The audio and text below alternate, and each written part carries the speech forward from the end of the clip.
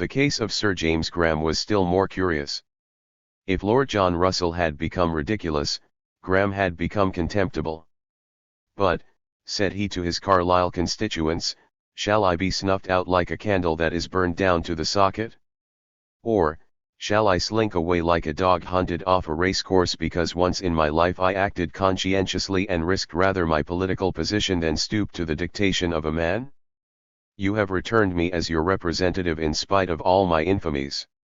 Are you to dismiss me for one single good action I have committed? Certainly not, re-echoed the Carlisle electors. In contradistinction to Russell and Graham, Mr. Cobden had at Manchester not to confront his own electors, but the electors of Bright and Gibson. He spoke not for himself, but for the Manchester school. His position waxed from this circumstance. The Palmerstonian cry at Manchester was more factitious than at any other place. The interests of the industrial capitalists differ essentially from those of the opium smuggling merchants of London and Liverpool. The opposition raised at Manchester against Bright and Gibson was not founded upon the material interests of the community, while the cry raised for Palmerston was antagonistic to all its traditions. It proceeded from two sources, from the high-priced press endeavoring to revenge itself for the abolition of the newspaper stamp and the reduction of the advertisement duty, and from that portion of rich and snobbish manufacturers who, jealous of the political eminency of Bright, try at playing the bourgeois gentilhommes and think that it would be fashionable and bon ton to rally under the aristocratic banner of Palmerston rather than under the sober programme of Bright. This peculiar character of the Palmerstonian coterie at Manchester enabled Cobden for the first time since the Anti-Corn Law League agitation to take up again the position of a plebeian leader and to summon again the labouring classes to his banners. Masterly, he improved that circumstance. The high ground he took up in his attack upon Palmerston may be judged from the following extract. Well now, there is a great question involved in this, which I think the people of this country ought to take very much to heart. Do you want the members of the House of Commons to look after your interests and watch the expenditure and to guard you from getting into needless and expensive wars? Well, but you are not going the right way to work, if what I learn in your newspapers is going to be verified in the course of the election. For I am told that those members who joined in that vigilant care of your interests and voted according to the evidence before us on the question of that war are all to be ostracized, sent into private life, and that you are going to send up other men to do what? To look after your interests? No. To go and do the humble dirty work of the minister of the hour. In fact, that you are going to constitute Lord Palmerston the despotic ruler of this country. Well, but if he is not checked by Parliament, if the moment Parliament does check him he dissolves Parliament, and, instead of sending up men who are independent enough to assert their and your rights, you send up mere creatures of his will, what is that but investing him with the powers of a despot?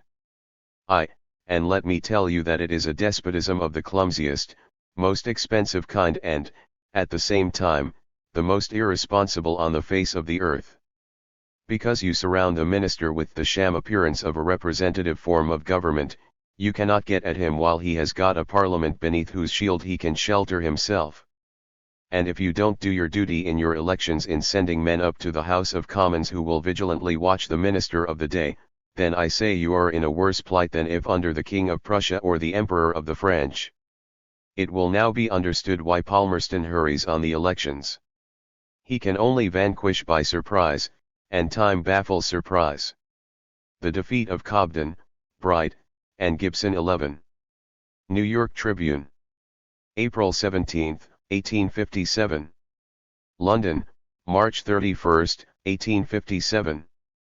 The mass of candidates put forward their intention to give a general support to Lord Palmerston as their best claim to be returned as representatives of public opinion in the new Parliament. Palmerston will enter the House not as the head of a Conservative, or a Whig, or a Peelite, or a Radical party, but as the leader of the English people and as the great designer and administrator of a national party. Such are the words of the Morning Post, Lord Palmerston's private organ. Palmerston as dictator, the new Parliament as his core legislative, such is their meaning, which the electoral bulletins seem to warrant. As to the public opinion spoken of by the Post, it has been justly said that Palmerston manufactures one half of it and laughs at the other half. The complete rout of the Manchester school, Bright and Milner Gibson being unseated at Manchester, Cobden at Huddersfield, Sir E. Armitage at Salford, Fox at Oldham, and Meall at Rochdale, is the great event of the electoral battle. The issue of the Manchester election, particularly, took everyone by surprise, even the Palmerston government. How little stress it had laid upon the chances of victory in that quarter may be inferred from its unsettled and hesitating conduct. First, on the receipt of some Manchester addresses, Palmerston threatened to proceed himself to Cottonopolis, hurling defiance at his antagonists on their own dunghill. On second thought, however, he shrank back. Then, Bob Lowe, the ministerial understrapper, came forward.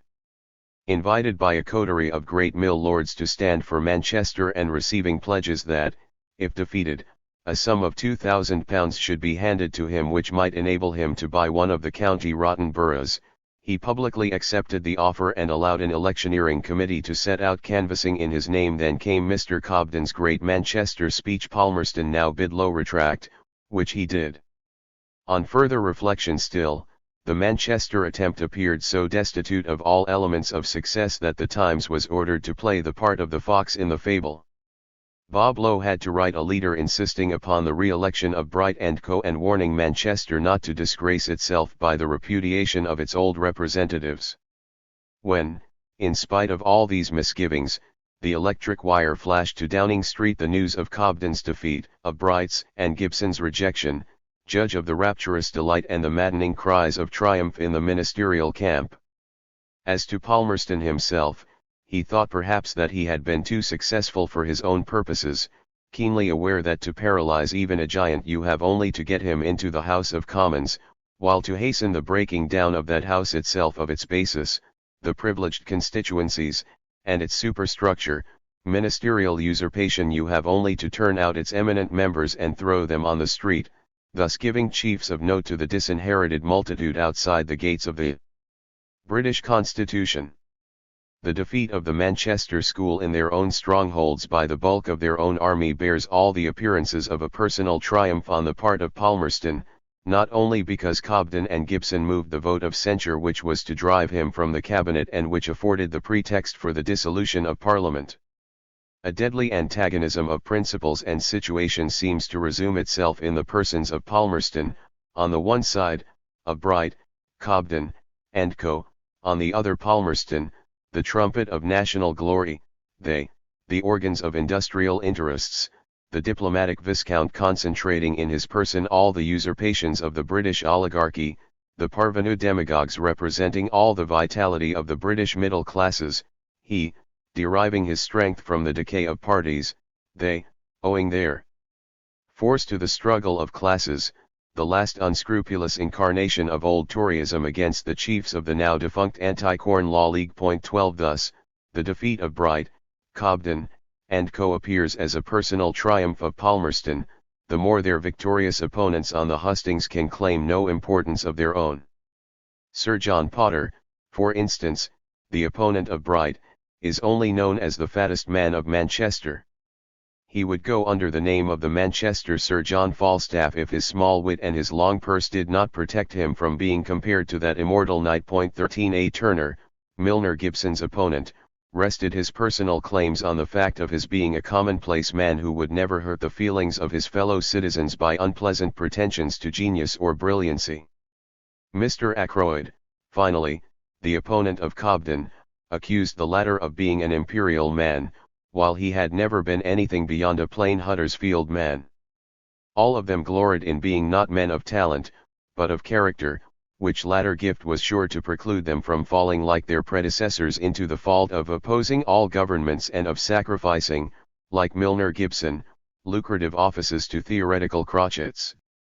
Yet, in spite of appearances, the appeal of Palmerston against Cobden and Co. afforded not the cause, but only the pretext for the explosion of combustible materials which for a long time were gathering round the precincts of the Manchester school.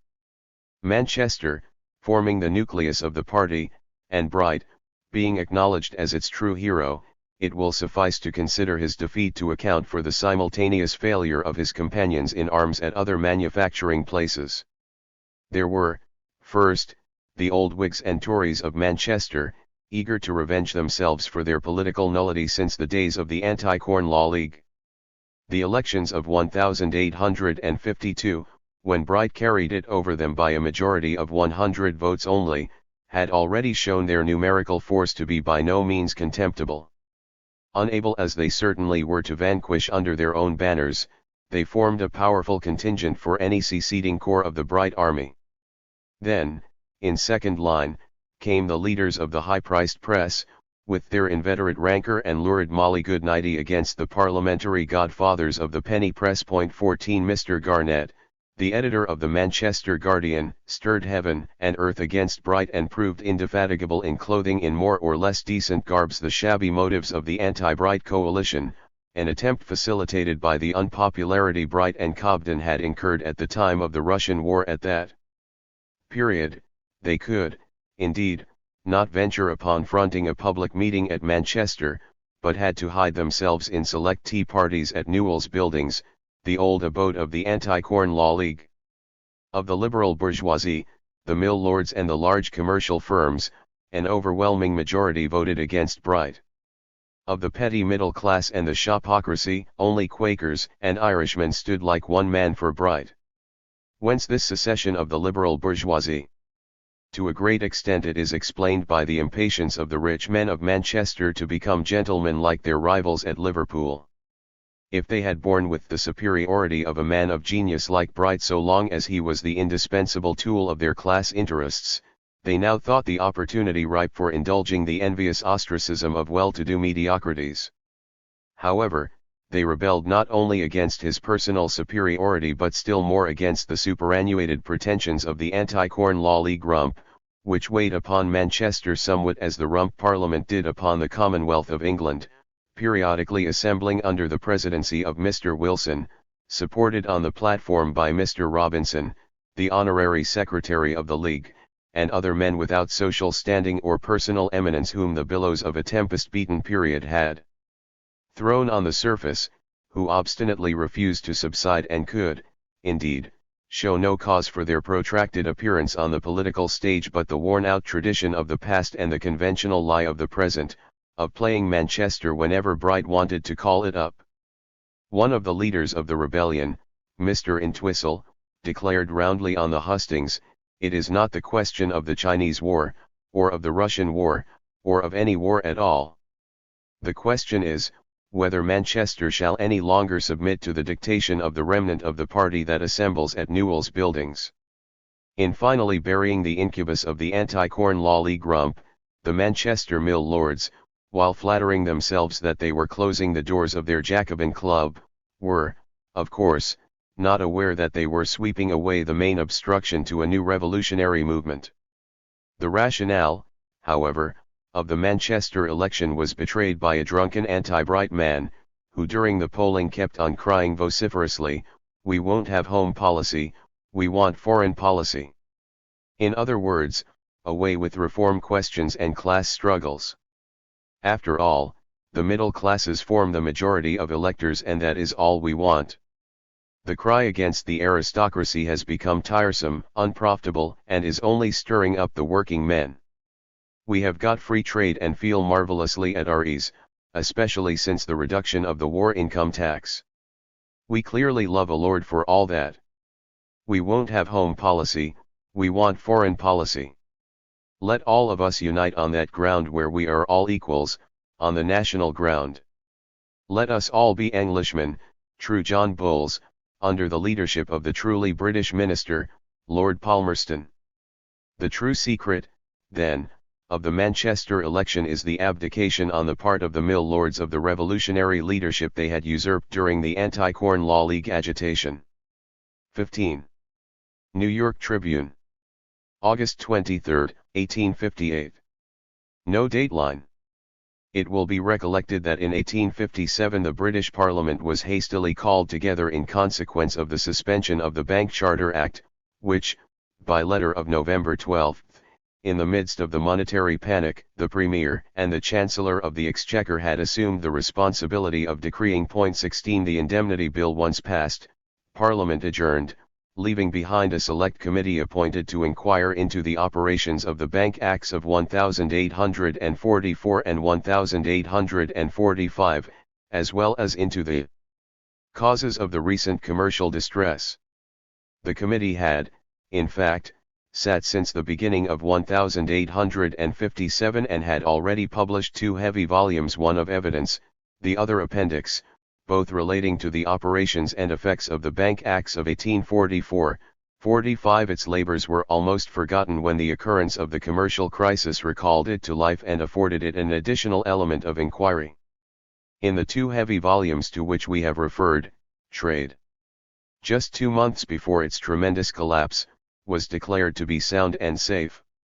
As to the working of Sir Robert Peel's Bank Act, Lord Overstone expressed himself before the committee on July 14, 1857, in these rather dithyrambic strains: by strict and prompt adherence, he said, to the principles of the Act of 1844, everything has passed off with regularity and ease. The monetary system is safe and unshaken, the prosperity of the country is undisputed, the public confidence in the wisdom of the Act of 1844 is daily gaining strength, and, if the committee wish for further practical illustration of the soundness of the principle on which it rests or of the beneficial results which it has ensured, the true and sufficient answer to the committee is, look around you. Look at the present state of trade of the country. Look at the contentment of the people. Look at the wealth and prosperity which every class of the country presents. And then, having done so, the committee may be fairly called upon to decide whether they will interfere with the continuance of an act under which those results have been developed. 6 months later, the same committee had to congratulate government upon having suspended this very same act. The committee numbered among its members not less than 5 chancellors or ex-chancellors of the Exchequer, viz., Mr. Disraeli, Sir G. C. Lewis, Mr. Gladstone, Sir Charles Wood, and Sir Francis Baring, backed by Mr. Wilson and Mr. Cardwell, 2 men long accustomed to find brains for ministers of finance. Beside these, all the magnates of the English bureaucracy had been added to it. In fact, it mustered about 24 strong and was a remarkable conclave of financial and economical wisdom. The questions to be decided were, first, the principles of the Bank Act of 1844, secondly, the influence on commercial crises of the issue of bank notes payable on demand, and, lastly, the general causes of the recent distress. We propose, succinctly, to review the answers given to these different questions. Sir Robert Peel, the parliamentary godfather, and Lord Overstone, the scientific father of the Act of 1844, which prohibited the Bank of England from issuing notes beyond the amount of £14,500,000 save on the security of bullion, flattered themselves they had prevented such pressures and panics as had periodically occurred from 1815 to 1844. Twice in 10 years their expectation has been baffled despite the extraordinary and unexpected aid afforded to the working of the Act by the great gold discoveries in 1847 and 1857, as is shown by the evidence laid before the committee. The panics were even of a more intense and destructive character than any ever witnessed before. Twice, in 1847 and 1857, the government had to infringe the Bank Act in order to save the bank and the monetary world revolving around it. The committee, it would appear, had to decide on a very simple alternative.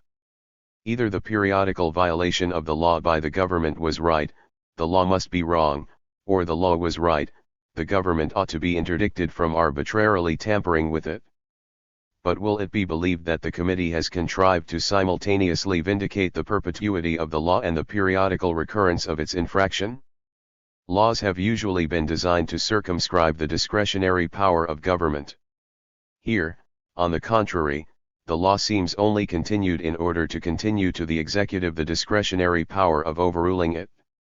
The government letter authorizing the Bank of England to meet the demands for discount and advances upon approved securities beyond the limits of the circulation prescribed by the Act of 1844 was issued on November 12, but up to the 30th the bank had on a daily average to throw into circulation about 500,000 of notes beyond the legal margin. On November 20, the illegal surplus circulation had risen to about 1 million. What other proof was wanted of the mischievous futility of Sir Robert Peel's attempt at regulating the currency? The committee are quite right in affirming that no system of currency can secure a commercial country against the consequences of its own imprudence, but this sage remark is not to the point.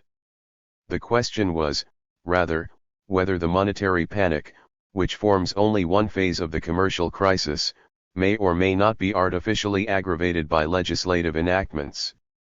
In justification of the Bank Act, the committee say, the main object of the legislation in question was undoubtedly to secure the variation of the paper currency of the kingdom according to the same laws by which a metallic circulation would vary. No one contends that the object has not been attained. We remark in the first place that the committee declined to state their opinion as to the laws by which a metallic circulation would vary, because they were afraid they would not be able to arrive at any conclusion without much difference of opinion. In the opinion of the bullionists led by Sir Robert Peel, a merely metallic circulation would contract or expand in accordance with the state of the exchange, that is to say, gold would flow in with a favorable exchange, while it would leave the country with an unfavorable one. In the former case, general prices would rise, in the latter, they would fall. Now, supposing these violent fluctuations of prices to be inherent in a purely metallic circulation, Mr. John Stuart Mill was certainly right in stating before the committee that the condition to be aimed at by a paper currency was not to imitate but to correct and supersede such disastrous vicissitudes. But the premises the bullionists proceed from in their reasonings have been proved to be imaginary. In countries where no credit operations exist and, consequently, no paper circulation as, comparatively speaking, was the case until recently in France and is still the case on a much greater scale throughout Asia, private hoards of gold and silver are everywhere accumulated. When bullion is drained by an unfavorable exchange, these hoards open in consequence of a rise in the rate of interest. When the exchange turns, the hoards again absorb the surplus of the precious metals. In neither case, is a vacuum created in the currency, nor the opposite. The efflux and influx of bullion affect the state of the hoards, but not the state of the currency, and thus no action at all is exercised upon general prices. What, then, does the apology of the committee amount to? That the Bank Act of 1844 in periods of pressure tends to create sudden fluctuations of prices which it falsely supposes would occur on the foundation of a purely metallic currency. But, say the committee, the convertibility of the notes, which it is the first duty of the bank to maintain, is at least guaranteed by Sir Robert Peel's Act. They add, the supply necessarily maintained in the coffers of that establishment under the provisions of the Act of 1844 is greater than that which was ever maintained under circumstances of pressure in former times. During the crisis of 1825, the bullion fell to £1,261,000, in 1837 to £3,831,000, and, in that of 1839 to £2,406,000, while the lowest points to which it has fallen since 1844 have been, in 1847, £8,313,000 and, in 1857, £6,080,000. In the first instance, the convertibility of the notes was upheld in all those panics, not because the bank possessed bullion enough to realize its promises, but simply because it was not asked to pay them in gold. In 1825, for instance, the bank withstood the run by issuing £1 notes. If the comparatively greater bullion reserves in 1847 and 1857 are considered as simply the consequences of the Act of 1844, then, on the same reasoning, to the same act must be attributed the fact that in 1857 the bullion reserve, despite California and Australia, had sunk by more than £2 million below the level of 1847. But, although possessed of twice or thrice the amount of gold which it had owned in 1825 and 1836, the Bank of England, thanks to the provisions of Sir Robert Peel's Act, trembled in 1847 and 1857 on the verge of bankruptcy. According to the evidence of the governor of the bank, the entire reserve of the banking department on November 12, 1857, the day of the issue of the Treasury letter, was only £580,751, its deposits at the same time amounting to £22,500,000, of which near £6,500,000 belonged to London bankers. But for the appearance of the Treasury letter, the shop must have been shut up. To raise or reduce the rate of interest is an operation which was applied before the passing of the Act of 1844 and which, of course, might still have been applied after its repeal. But, says the bank, the directors want their virtue to be fortified by the Act, and it would not be expedient to leave them to their own unassisted wisdom and firmness. In ordinary times, they want to be fortified by the fiction of its legal operation and, in moments of pressure, they want to get rid of it by a government ukase. 17. Das Volk. July 16, 1859. No dateline. A few days ago a case was heard before the Court of Queen's Bench which we must recount in detail. Ernest Jones, who was condemned to 2 years solitary confinement in 1848 for his revolutionary activities and, having served his sentence, reorganized the Chartist party with as much self-sacrifice as talent, as is known, conceived a plan in the autumn of 1857 to establish an alliance of the proletariat with the middle class. In order to put this idea into practice, he invited representatives of the bourgeoisie and of the workers to a joint conference, which took place nominally at the beginning of last year in St. Martin's Hall. 18 But only nominally. From the Chartists no man of weight turned up, and, as representatives of the bourgeoisie, instead of Messrs.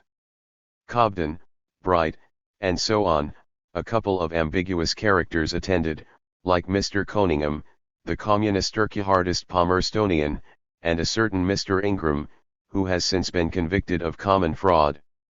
The so-called conference drew up a program of alliance and preached a proletarian and bourgeois crusade against the aristocrats, in vain.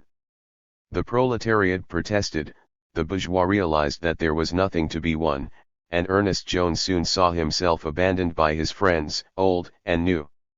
The readership of the People's Paper and the London News, the two Chartist papers which he published, dwindled from day to day, and, finally, Jones decided to sell these newspapers to Mr. Baxter Langley, manager of Bright Star, at best a case of excessive haste, which was all the less excusable since the People's Paper was at the time the only official organ of the Chartist party. As was to be expected, this step aroused great indignation among some of the Chartists.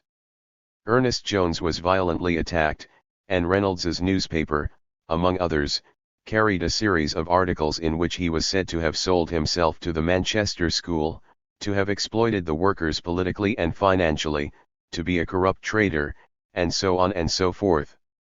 Thereupon Jones brought a defamation suit against Mr. Reynolds. Owing to various circumstances the lawsuit was drawn out and did not come up for hearing before the Queen's Bench until last Saturday. The plaintiff demonstrated most convincingly that by fighting for the Chartist principles he had ruined himself from the bourgeoisie's point of view, that he had never received money for himself from the Chartists, and that he had not been bribed by the bourgeoisie, but, on the contrary, had been cheated by them in respect of the selling price of the People's Paper. Mr. Reynolds, who could furnish no proofs, solemnly retracted the accusations and was fined 40 shillings for form's sake, but, at the same time, and this is no trifling matter, was ordered to pay the costs of the proceedings, which amounted to several £100 sterling. Ernest Jones has saved his personal honour, but he has not had his political honour restored to him by the verdict of the Queen's Bench. He has already paid dearly for his ill-advised attempt at mediation, but the proletariat can never forgive mistakes. The invasion panic in England. New York Tribune. December 9, 1859. London, November 25, 1859. Panics appear to have become in these latter days as regular incidents of English political life as they long ago were of the English industrial system. Panics, if properly managed, form a great resource for governments in so-called free countries. When people are frightened out of their senses, their minds are easily diverted from dangerous crotchets. Take, for instance, the reform question in England. At the very time when England was considering whether she would resign forever the control of North America, Lord Grey proposed a sweeping reform bill which was to do away with all the traditional influence of the Lords on the lower house. In 1780, the Duke of Richmond brought in a reform bill which positively went the length of demanding annual parliaments and universal suffrage. Pitt himself, whose centenary birthday has passed away without being noticed by his countrymen, this same Pitt had originally inscribed on his banners the words Parliamentary Reform 19. How, then, came it to pass that the reform movement of the 18th century, having seized the most intellectual representatives of the governing classes, even died away without leaving any traces behind?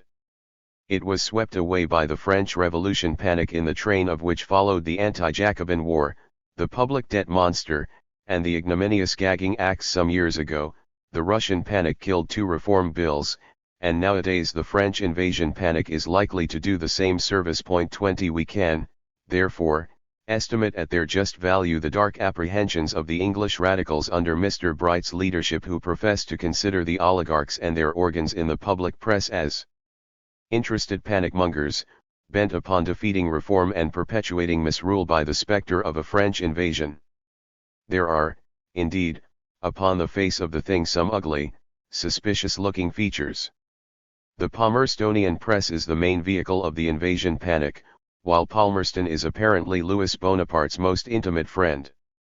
The same man who was dismissed from one cabinet because he acknowledged the coup d'état without the sanction of his colleagues, and was driven from another cabinet because he introduced the French conspiracy bill, would he be the most proper personage to cross Bonapartist schemes?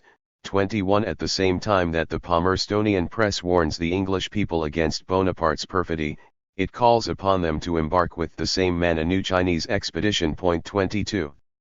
Nevertheless, it cannot be denied that the present war panic in England, though it may turn to the profit of aristocratic party policy, is not altogether divested of rational grounds. Whenever Bonaparte concludes a new peace, England asks herself instinctively whether her turn for bearing the brunt of war has at last come. Thus, a war between France and England appears a question of time only. For fear of the revolution, official Europe accepted the regime of Louis Bonaparte, but a periodical renewal of war is one of the vital conditions of that regime. It only delivers the cabinets from the bugbear of revolution on the express understanding that they allow themselves to be successively conquered. He had hardly sat 2 years upon his usurped throne when the Russian war had become necessary to his prolonged tenure of power. 2 years had not yet elapsed since the conclusion of the Russian peace, when the Italian adventure alone could save him from an ignominious catastrophe.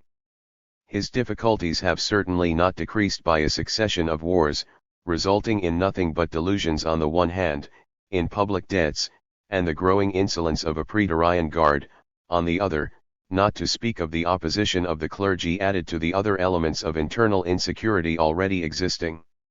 After the Russian war, some time elapsed before Orleanist disaffection dared to mutter its sarcasms and revolutionary despair to launch its grenades.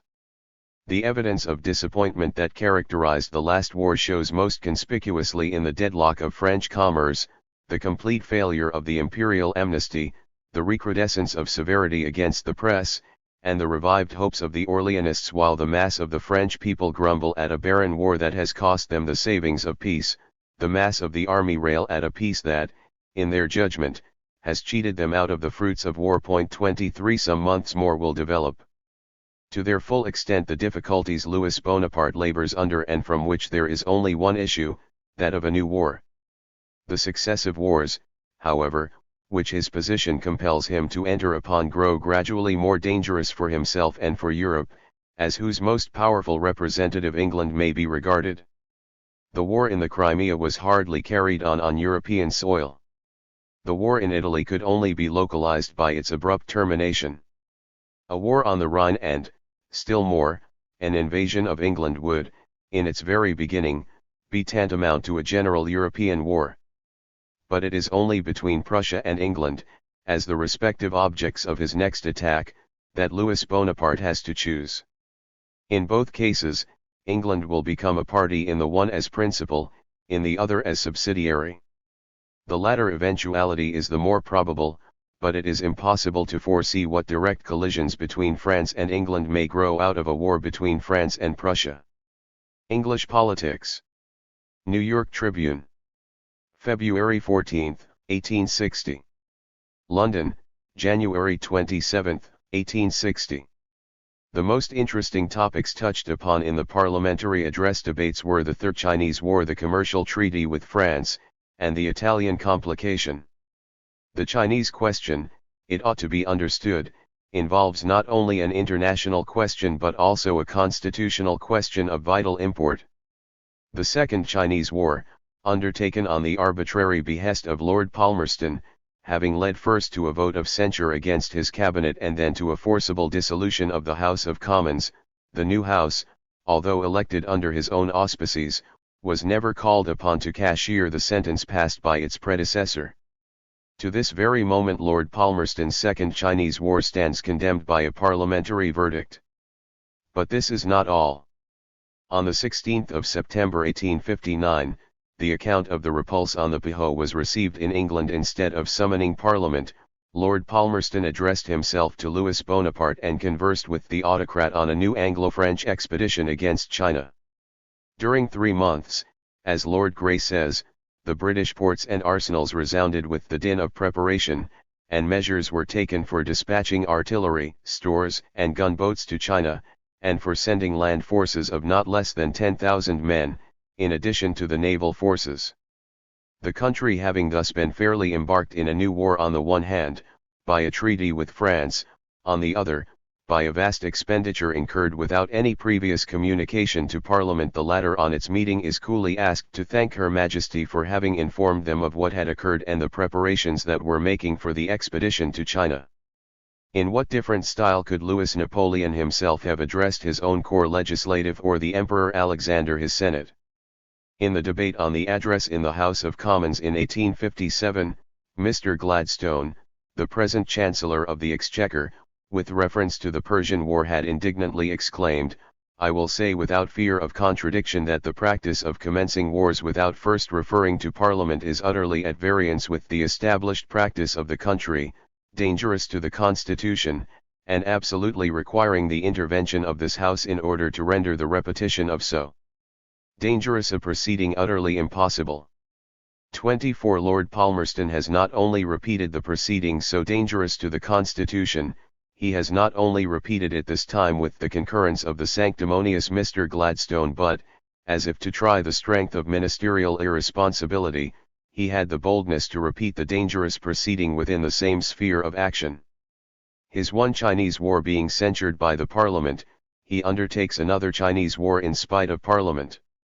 Still, in both houses only one man mustered courage enough to make a stand against this ministerial usurpation and, to say, that one man not to the popular, but to the aristocratic branch of the legislature. The man is Lord Grey.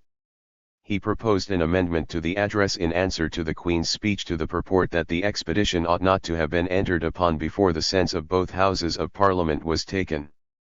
The manner in which Lord Grey's amendment was met, both by the spokesman of the ministerial party and the leader of Her Majesty's opposition, is highly characteristic of the political crisis which the representative institutions of England are rapidly approaching.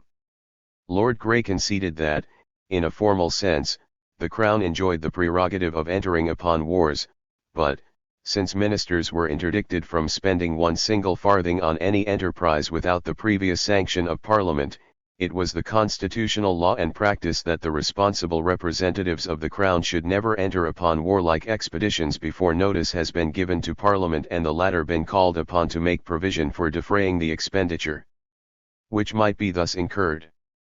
Thus, if the Council of the Nation thought fit, it might check in the beginning any unjust or impolitic war contemplated by ministers.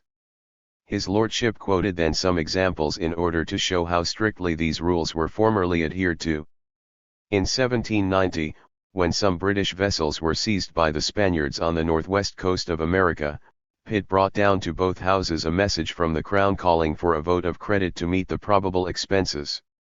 Again, in December 1826, when the daughter of Dom Pedro applied to England for assistance against Ferdinand VII of Spain, who intended an invasion of Portugal to the benefit of Dom Miguel, Canning brought down a similar message notifying to Parliament the nature of the case and the amount of expenditure likely to be incurred. In conclusion, Lord Grey broadly intimated that the ministry had dared to raise taxes upon the country without the concurrence of Parliament, since the large expenditure already incurred must have been defrayed one way or other and could not have been defrayed without encroaching upon money grants provided for entirely different demands. Now, which sort of reply did Lord Grey elicit on the part of the cabinet? The Duke of Newcastle, who had been foremost in protesting against the lawfulness of Palmerston's Second Chinese War, answered in the first instance that the very wholesome practice had arisen of late years of never moving an amendment to the address unless some great party object was to be attained. Consequently, Lord Grey, being not prompted by factious motives and pretending not to aspire to put ministers out in order to put himself in, what, for the life of the Duke of Newcastle, could he mean by infringing upon that very wholesome practice of late years? Was he crotchety enough to fancy that they were to break lances except for great party objects? In the second instance, was it not notorious that the constitutional practice so anxiously adhered to by Pitt and Canning had been over and over again departed from by Lord Palmerston? Had that noble Viscount not carried on a war of his own in Portugal in 1831, in Greece in 1850, and, as the Duke of Newcastle might have added, in Persia, in Afghanistan, and in many other countries, 25 why, if Parliament had allowed Lord Palmerston to usurp to himself the right of war and peace and taxation during the course of 30 years, why then should they all at once try to break from their long servile tradition? Constitutional law might be on the side of Lord Grey, but prescription was undoubtedly on the side of Lord Palmerston. Why call the noble Viscount to account at this time of the day, since never before had he been punished for similar wholesome innovations? In fact, the Duke of Newcastle seemed rather indulgent in not accusing Lord Grey of rebellion for his attempt at breaking through Lord Palmerston's prescriptive privilege of doing with his own the forces and the money of England as he liked. Equally original was the manner in which the Duke of Newcastle endeavoured to prove the legality of the Pihou expedition. There exists an Anglo-Chinese treaty of 1843 by dint of which England enjoys all the rights conceded by the Celestials to the most favoured nations. 26 Now, Russia in her recent treaty with China has stipulated for the right of sailing up the Pihou. Consequently, under the treaty of 1843 the English had a right to such passage. This, the Duke of Newcastle said, he might insist upon without any great special pleading.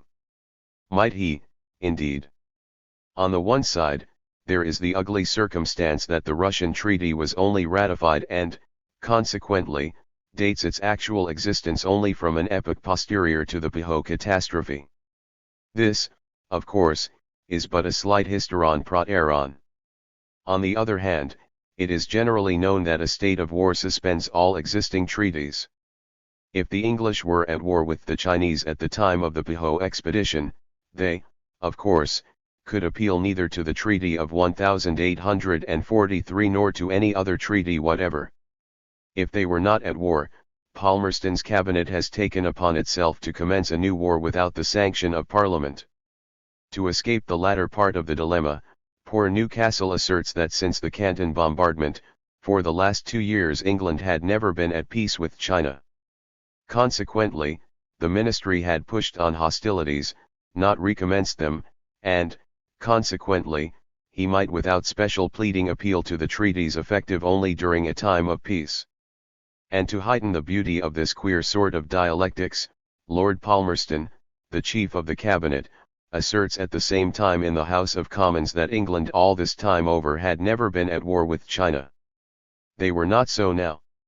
There were, of course, Canton bombardments, Pihou catastrophes, and Anglo-French expeditions, but there was no war, since war had never been declared and since, to this moment, the Emperor of China had allowed transactions at Shanghai to proceed in their usual course. The very fact of his having broken, in regard to the Chinese, through all the legitimate international forms of war, Palmerston pleads as a reason for dispensing also with the constitutional forms in regard to the British Parliament, while his spokesman in the House of Lords, Earl Granville, with regard to China disdainfully declares the consultation of Parliament by government to be a purely technical point. The consultation of Parliament by government a purely technical point. What difference, then, does still remain between a British Parliament and a French corps legislative? In France it is at least the presumed heir of a national hero who dares to place himself in the place of the nation and who, at the same time, openly confronts all the dangers of such usurpation. But, in England, it is some subaltern spokesman, some worn-out place hunter, some anonymous nonentity of a so-called cabinet that, relying on the donkey power of the parliamentary mind and the bewildering evaporations of an anonymous press without making any noise, without incurring any danger, quietly creep their way to irresponsible power. Take, on the one hand, the commotions raised by Sulla, take, on the other, the fraudulent business-like maneuvers of the manager of a joint stock bank, the secretary of a benevolent society, or the clerk of a vestry, and you will understand the difference between imperialist usurpation in France and ministerial usurpation in England. Lord Derby, fully aware of the equal interest both factions have in securing ministerial impotence and irresponsibility, could, of course, not concur with the noble Earl in the strong views which he takes of the laches of government. He could not quite concur in Lord Grey's complaint that the government ought to have called Parliament together, to have consulted them on the Chinese question, but he certainly would not support him by his vote should he press the amendment to a division. Consequently, the amendment was not pressed to a division, and the whole debate in both houses on the Chinese war evaporated in grotesque compliments showered by both factions on the head of Admiral Hope for having so gloriously buried the English forces in the mud. A Slander Trial 27. Karl Marx. Die Presse. December 24, 1861. December 19, 1861. The ancient Egyptians are known to have developed the division of labor to a high degree so far as it extended to the whole of society and not to the individual workshop. With them almost every particular part of the body had its own special physician whose therapy was confined by law to this particular region. Theft was the occupation of a special trade, the head of which was an officially recognized person.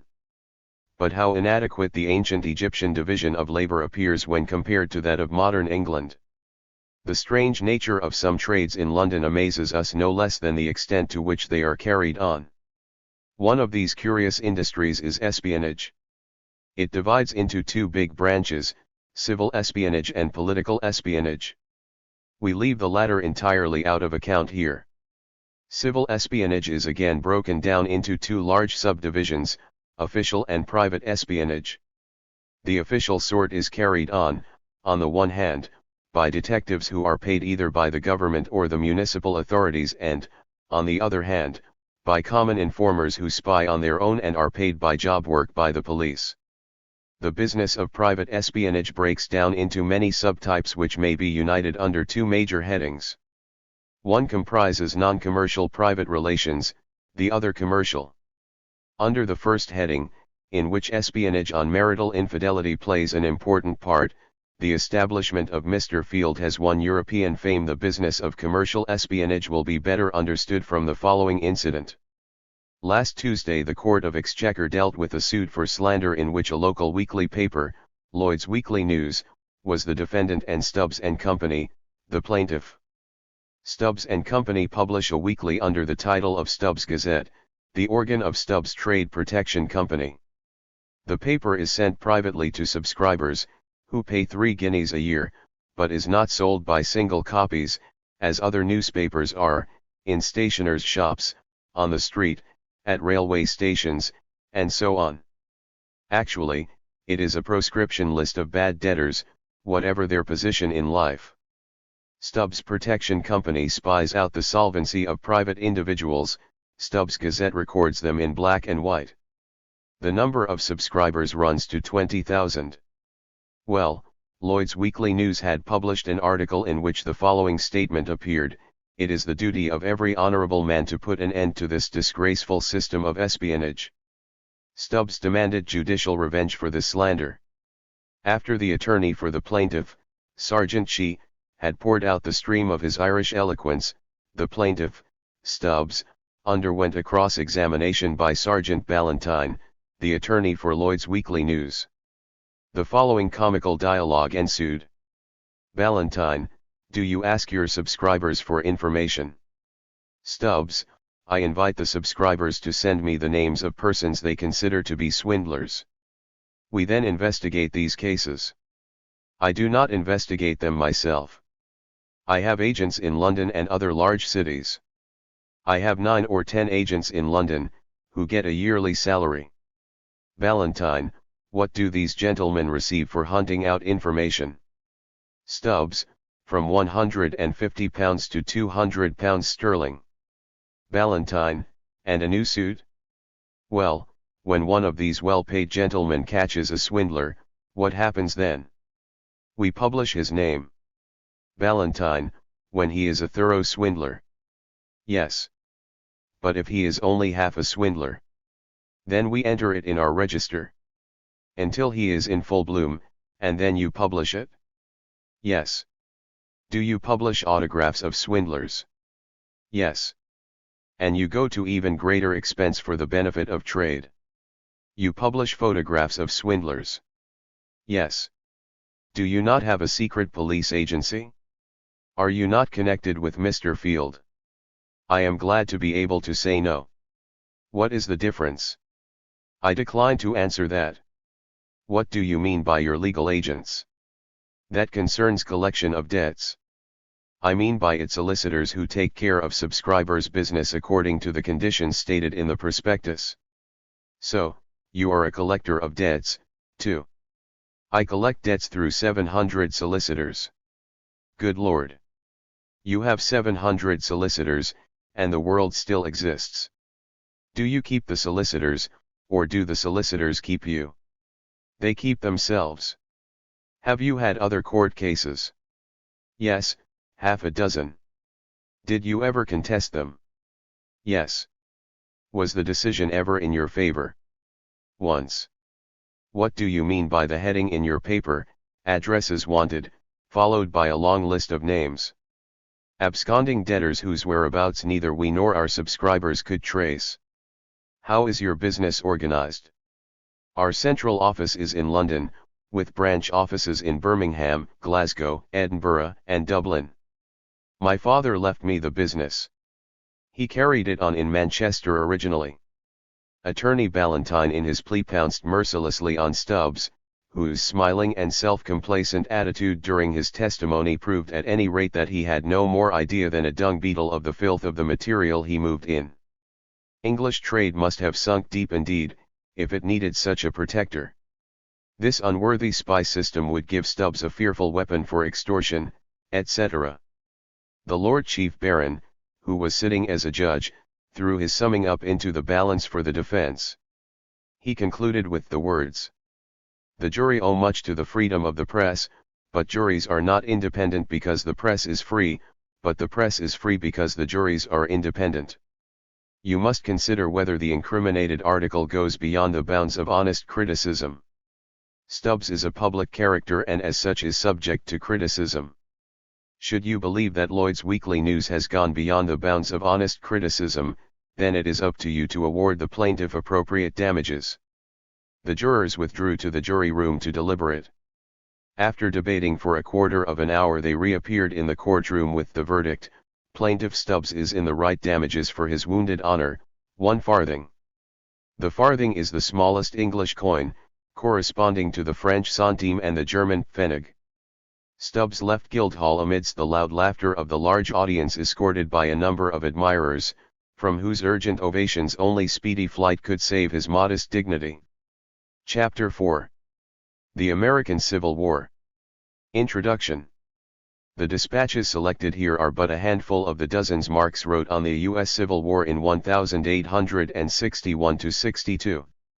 The chief purpose of those he submitted to the Tribune was to expose and dissect the divisions and hypocrisy within anti-slavery liberalism in Britain.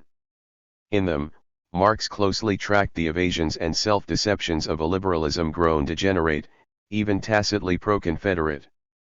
For the other outlet to which he contributed, Die Presse in Vienna, Marx supplied broad strategic and political interpretations of the evolving conflict for a curious, but comparatively ill-informed, Central European readership. Marx wrote his last piece for the Tribune, his primary outlet for a decade, in February 1862. Already in 1861, the American newspaperman who first recruited him, Charles A. Dana, regretfully informed him that he could no longer accept so many submissions as before. So, when it came in 1862, the sack was not unexpected.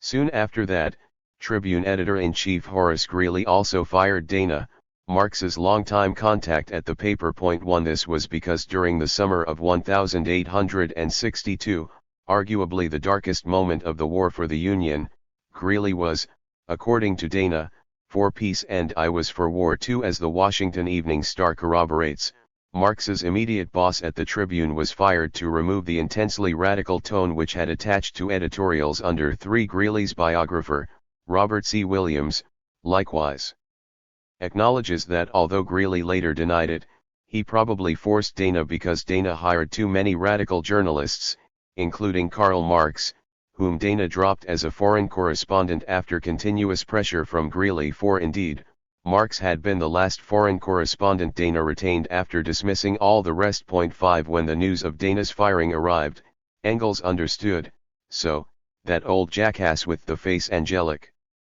behind it all. 6 The sacking of Marx and Dana expressed the conservative turn taken by Greeley and by Thomas McElrath, the paper's publisher. 7 Though a leading Republican organ, the paper had recoiled at the revolutionary direction the war was then threatening to take. Dana, for his part, went on to serve the war effort as an assistant to Secretary of War Edwin Stanton, eventually acting as his liaison to General Ulysses S. Grant. 8 For Marx, the loss of the Tribune outlet meant that, as the war intensified and entered into severe crisis in the late summer and early autumn of 1862, he wrote exclusively for Die Presse. He could not help lamenting my peculiar bad luck in having a rotten rag like the Vienna Presse to deal with, noting that it could hardly make up for the loss of the Tribune. 9 Still, he was glad to have a publisher, if only, as it turned out, till year's end. By that point, the first major crisis in the war had been passed and, significantly, the first connections had been established between French and English socialists and trade unionists that eventually made possible the establishment of the First International. Unable to find better work, seeing new political prospects ahead, and, by that point, fully embarked upon the writing of Capital, Marx then gave up professional journalism for good. His last article for Die Presse bearing the dateline of London, November 29, 1862. Marx's writings on the U.S. Civil War have enjoyed a certain popularity in the 21st century, as evidenced by a spate of articles in Counterpunch, Historical Materialism, International Socialist Review, and Jacobin, among others. The subject has even made its way into more mainstream outlets, such as Jester Daily, The New York Times, and The Washington Post, in addition to being the focus of a number of recent books, a new edition by Andrew Zimmerman of Richard Inmalley's 1937 International Publishers volume, The Civil War in the United States, a new volume edited for Verso by Robin Blackburn entitled An Unfinished Revolution, which weaves Marx's writings together with Abraham Lincoln's, and, most recently, Alan Kolikoff's Abraham Lincoln and Karl Marx in Dialogue, which is quite similar to Blackburn's book. There are even lectures on the subject on YouTube. 10. The reasons for this interest in Marx on the American Civil War are not far to seek. Among them are the preoccupation with black nationalism and identity politics among the New Left and their epigones, the continuing fact of U.S. military, cultural, and economic predominance globally, a desire to understand the background to Marx's magnum opus, Capital, an ongoing, if partial, Re-examination of an earlier socialist historiography that falsely isolated the American left from international currents and the related impulse to recover an American Marx, a new internationalist turn. Within Civil War historiography, and the enduring question of race and revolution, as the American Trotskyist Max Schachtman once termed it. 11. But, despite this attention, much remains to be done to fully integrate these writings into an understanding of Marx's evolving political and intellectual concerns. The immediate international significance of the U.S. Civil War was that, in addition to quashing the slaveholders' rebellion, Union victory checked European intentions to reassert colonial power in the Western Hemisphere, intentions Spain put into execution by attempting to reconquer the Republic of Santo Domingo and the French by invading the Republic of Mexico, both in 1861. The year 1864 saw Louis Bonaparte follow up his 1861 invasion of Mexico with the installation of Maximilian I, the younger brother of Austrian Emperor Franz Joseph I, on a newfangled Mexican imperial throne. Meanwhile, the British kept an eye on the main chance should the Monroe Doctrine completely collapse. Foiling these schemes, Union victory thus marked the transition from the post-1848 counter-revolution to a time of renewed political possibility globally. With backing from the United States, Mexican Republicans led by Benito Juárez captured and executed Maximilian I in 1867.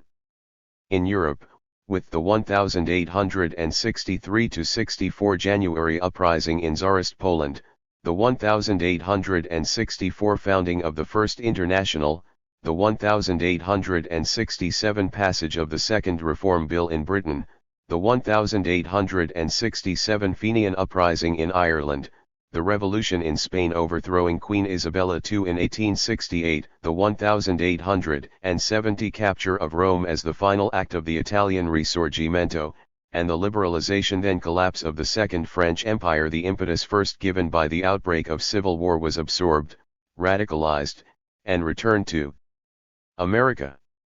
Revolution ricocheted around the world before finally exhausting itself where it began, with the Compromise of 1876 that definitively ended Reconstruction.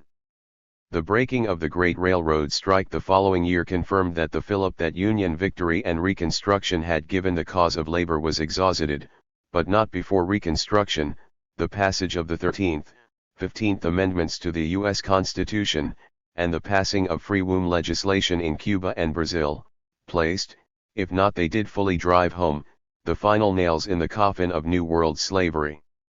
Nor was the abolitionist impulse confined to Europe and the Americas. 8 years after the war's end, the first significant work written against the caste system in India, Jyotirao Phule's Ghulam Giri, commenced with the following dedication: to the good people of the United States as a token of admiration for their sublime, disinterested, and self-sacrificing devotion in the cause of Negro slavery, and with an earnest desire that my countrymen may take their noble example as their guide in the emancipation of brethren from the trammels of Brahmin thraldom. 12. Given the other great emancipation of the decade, that of the serfs in Russia, when Marx ceased writing journalism in late 1862, the renewal of history had started to come into view. Hal Draper and Ernie Haberkern make plain the stakes of the American crisis as Marx then saw them. Considered a Union victory a matter of vital importance for the working classes in Europe as well as in America. A slaveholder's victory would postpone indefinitely, perhaps forever, the development of the rise of an independent working class movement based on free wage labor would be postponed for a proportionate period. The consequences for Europe would be equally serious. North America would become a vast pool of unfree labor. They then conclude, one gets the impression that most scholars treat writings as if they were rhetorical gestures. But then most scholars attribute to Marx a fatalistic view of historical development for which there is no evidence. Believed that slavery could triumph and set back for the foreseeable future any hope for progress. 13. In the election of 1860, the immediate goal of the Republican Party and its presidential candidate, Abraham Lincoln, was to limit slavery's extension. The secessionists' goal, by contrast, was to extend slavery into new territories within the United States and in alliance with Britain, France, and Spain to reverse the movement for independence and abolition across the Western Hemisphere. The first major step in this direction, Louis Bonaparte's expedition to conquer Mexico, Marx dubbed one of the most monstrous enterprises ever chronicled in the annals of international history. 14 And, just as French fleets were anchoring off Veracruz in December 1861, Palmerston, seizing the opportunity offered by the Trent affair, sent 10,000 troops to Canada and threatened to send in addition at least twice that number more. Unlike in the Revolutionary War and the War of 1812, the Union lacked a major European ally. This was the case until the moment the European powers were about to weigh in on the side of the Confederacy. At that point the European working class demanded that its voice be heard, making the first display of internationalism in history, by blocking Palmerston from directly intervening on the side of the Confederacy. The threat in the early 1860s was, at worst, a monstrous furtherance of imperialism. If the North was defeated, it would mean reorganization on the basis of slavery, under the recognized control of the slave-holding oligarchy. 15 Yet, at the beginning of the war only radical Republicans consistently demanded total abolition. Still, the professed aims of the two antagonists ceasing to expand slavery in the Union and the vindication of the state's right to impose slavery both pointed beyond themselves. Both flowed out of, and threatened to dramatically transform, post-1848 world politics. Because 1848 had marked a crisis no less surely in America than in Europe. The Mexican-American War, a conflict that Ulysses S. Grant termed one of the most unjust ever waged by a stronger against a weaker nation.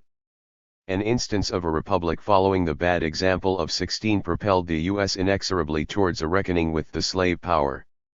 At the same time, European revolutionary exiles poured into the country to escape European repression and the North began to industrialize. If he did not always comprehend Marx's politics, Dana understood how inextricably bound together was the political fate of the North Atlantic world. By the time of the Republican presidential campaign in 1856, he recognized that, as his biographer put it, battle between freedom and despotism was an American version of the European revolutions of 1848-17, as he wrote in the Tribune. The revolution of 1848 has been, as it were, completely swallowed up. It is a truth worthy of profound attention that the spirit is by no means limited to Europe, since here in America the spirit of ultra-conservatism of, to speak more properly, slavish reaction may be seen in even more vigorous operation than on the other side of the Atlantic.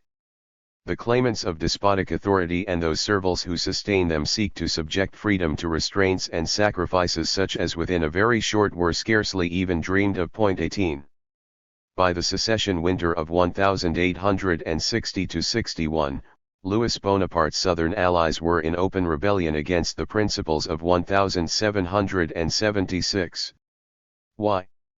Because, as Marx wrote, the oligarchy of the 300,000 slave owners could not maintain their sway at home save by constantly throwing out to their white plebeians the bait of prospective conquests within and without the frontiers of the United States. 19.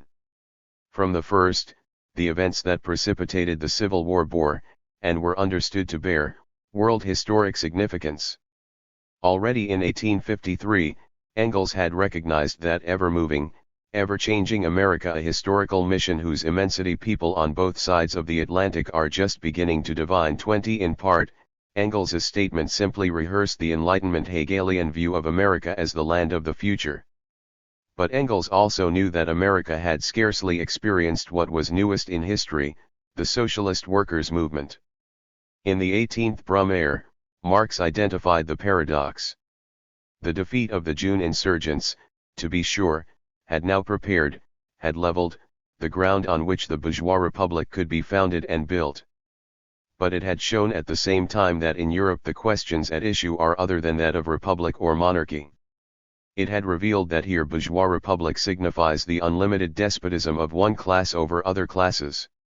It had proved that in countries with an old civilization, with a developed formation of classes, with modern conditions of production, and with an intellectual consciousness in which all traditional ideas have been dissolved by the work of centuries, the republic signifies in general only the political form of revolution of bourgeois society and not its conservative form of life, as, for example, in the United States of North America. There, though classes already exist, they have not yet become fixed, but continually change and interchange their elements in constant flux. There the modern means of production, instead of coinciding with a stagnant surplus population, rather compensate for the relative deficiency of heads and hands. There, finally, the feverish, youthful movement of material production, which has to make a new world of its own, has neither time nor opportunity left for abolishing the old world of ghosts. 21. Yet, in the moment of the Republic's peril, American events implicated the fate of laboring humanity no less than the Revolution of 1848 had done. Secession revealed that the New World, too, had been fully drawn into global capitalism. So, when the war came, though it was confined to American soil and fought mainly by American antagonists, its significance was universal. The revolution that had inaugurated the age of revolution must succumb to Bonapartist reaction, or it must renew itself. The Civil War advanced awareness that the revolution of the 19th century was to emancipate labor in order to transcend it through the fulfillment and overcoming of democracy. Yet, the war was fought over the altogether retrograde slavery question, a question that 18th century radicals had considered all but settled. After all, for 18th century American revolutionary slavery was already, to use Lincoln's famous phrase, set in course of ultimate extinction. In 1782, Thomas Jefferson had written, "Since the origin of the present revolution, the spirit of the master is abating, that of the slave rising from the dust, his condition mollifying, the way preparing, under the auspices of heaven, for a total emancipation." 22. Despite being himself a slave owner, Jefferson took for granted, as did the other founders, that the revolution was inherently anti-slavery and that, consequently, that institutions' days were numbered. The peculiar institutions' recrudescence in the 1820s through the 1850s dramatized liberalism's crisis in the starkest way possible. As Jefferson wrote towards the end of his life, "Like a fire bell in the night awakened and filled me with terror. I considered it at once the knell of the Union. We have the wolf by the ear and we can neither hold him nor safely let him go. Treason to the hopes of the world." 23. And, 4 decades later, abolitionism's deepest fear was realized. Slavery was being reinstituted in the Caribbean, Central and South America, and, potentially, that is, unless it was forcibly laid low, even in the northern states. As Marx argued with respect to India and China, bourgeois social relations no longer expanded, as it were, of their own accord. Slavery would not die a natural death. Because, in the age of capital, every demand for the most ordinary liberalism, for the most commonplace republicanism, for the flattest democracy, is forthwith punished as an assault upon society, and is branded socialism. 24. Or racial amalgamation. A month before the Battle of Antietam, which occurred on September 17, 1862, Marx complained bitterly to Engels, "Wars of this kind ought to be conducted on revolutionary lines, and the Yankees have so far been trying to conduct it along constitutional ones." 25. But, more often, it was Engels who was impatient with the North. Author of brilliant military analyses of the Crimean War, the Second War of Italian Unification, the Indian Revolt, and, now, this monumental war, he marveled at Union General George McClellan's ability to snatch defeat from the jaws of victory and relied on Marx to rally his flagging faith in the Union cause. Just 2 days after complaining to Engels about the Union's refusal to adopt revolutionary methods, Marx thus enthused about the clarity the conflict was attaining: "Law that is now being put into effect for the first time provides that emancipated Negroes may be militarily organized and put into the field against the South. The independence of the Negro republics of Liberia and Haiti has been recognized, and, finally, a treaty on the abolition of the slave trade has been concluded with Britain." 26 When battlefield victory finally came at Antietam, Marx viewed it as having decided the fate of the American Civil War. However much the fortune of war may vacillate between the opposing parties for a shorter or longer time. 27 Marx's decision to give up journalism, to devote himself full-time to capital, and, ultimately, to resume political activity was well considered. In his penultimate article written for the liberal Viennese paper Die Presse, Marx analyzed the November 1862 midterm elections. At the time Lincoln was elected there was no civil war, nor was the question of Negro emancipation the order of the day. The Republican Party, then quite independent of the Abolitionist Party, aimed its 1,860 electoral campaign solely at protesting against the extension of slavery into the territories, even as it proclaimed non-interference with the institution in the states where it was already legally established. If Lincoln had had emancipation of the slaves, as his motto at that time, there can be no doubt that he would have been defeated. Any such slogan was vigorously rejected. Matters were quite different in the election. The Republicans made common cause with the abolitionists. They came out emphatically for immediate emancipation, whether for its own sake or as a means of ending the rebellion. All that is needed now is energy on the part of the government. For the abolitionists, now identical with the Republicans, have the upper hand everywhere, both morally and numerically. Louis Bonaparte's hankering to intervene strengthens the abolitionists' case from abroad. The only danger lies in the retention of such generals as McClellan, who are, apart from their incompetence, avowed pro-slavery men. 28. In his next piece, the last he wrote as a professional journalist, Marx exulted in McClellan's dismissal, exclaiming, "That is Lincoln's answer to the election victories of the Democrats." The same American papers which bring us the news of McClellan's dismissal contain utterances of Lincoln in which he resolutely declares that he will not deviate a hair's breadth from his proclamation. 29 When Marx addressed Lincoln directly on behalf of the First International 2 years later, it was to congratulate him on his electoral defeat of this same McClellan, by then the Democratic Party candidate for president running on a peace platform against the Black Republicans. When American blacks began to enroll in it in large numbers, they imparted new strength to the Union Army, helping to revolutionize it as a political instrument. The Union was beginning to implement its hard war strategy even as the English working class entered the political arena to tie the hands of Lord Palmerston, who had for decades claimed foreign affairs as his special métier. Workers were right to mistrust him. Just 3 weeks after Antietam, William Gladstone, who had set aside his misgivings about Palmerston's belligerency in China, joined his cabinet, and founded with him the Liberal Party publicly ventured an acknowledgement of Confederate nationhood. We know quite well that the people of the northern states have not yet drunk of the cup. They are still trying to hold it far from their lips, which all the rest of the world see they nevertheless must drink of. We may have our own opinions about slavery, we may be for or against the South, but there is no doubt that Jefferson Davis and other leaders of the South have made an army, they are making, it appears, a navy, and they have made what is more than either, they have made a nation. 30.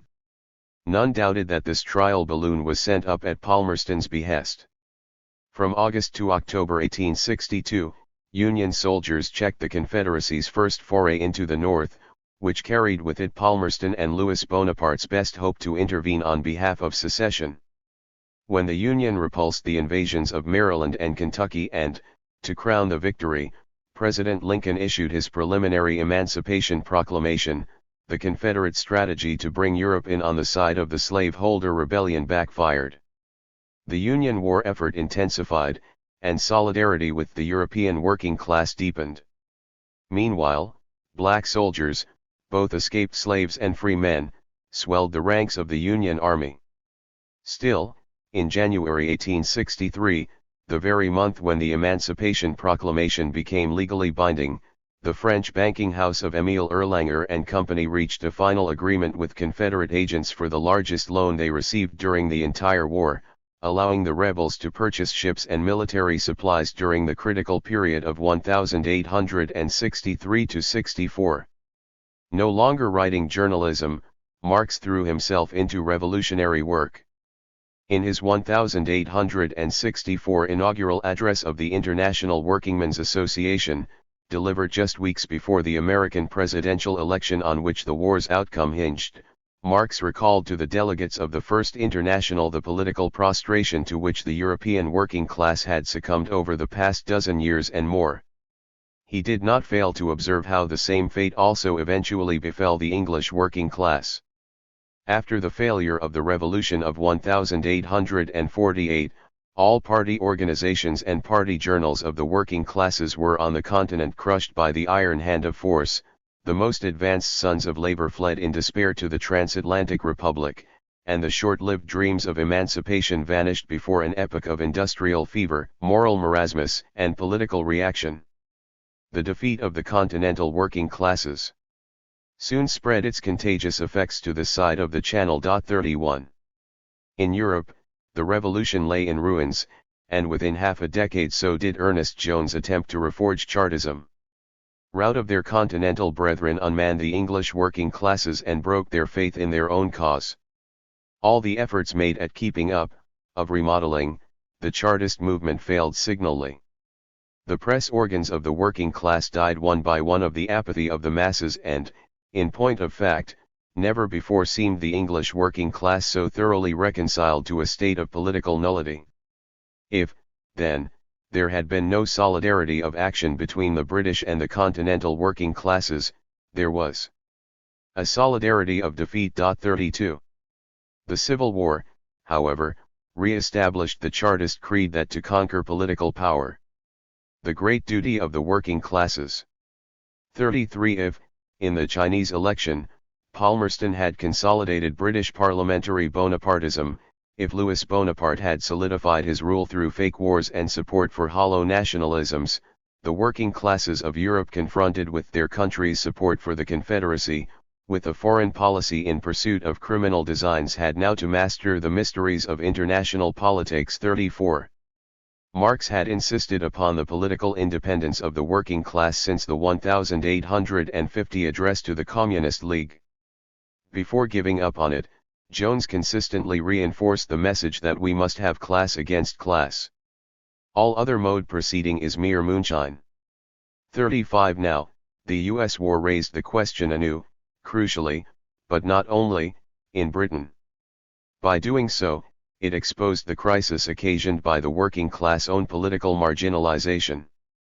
As Marx wrote, it was not the wisdom of the ruling classes, but the heroic resistance to their criminal folly by the working classes of England, that saved the west of Europe from plunging headlong into an infamous crusade for the perpetuation and propagation of slavery on the other side of the Atlantic. 36. Bonaparte, Palmerston, and Confederate President Jefferson Davis were resolved upon erecting one international order.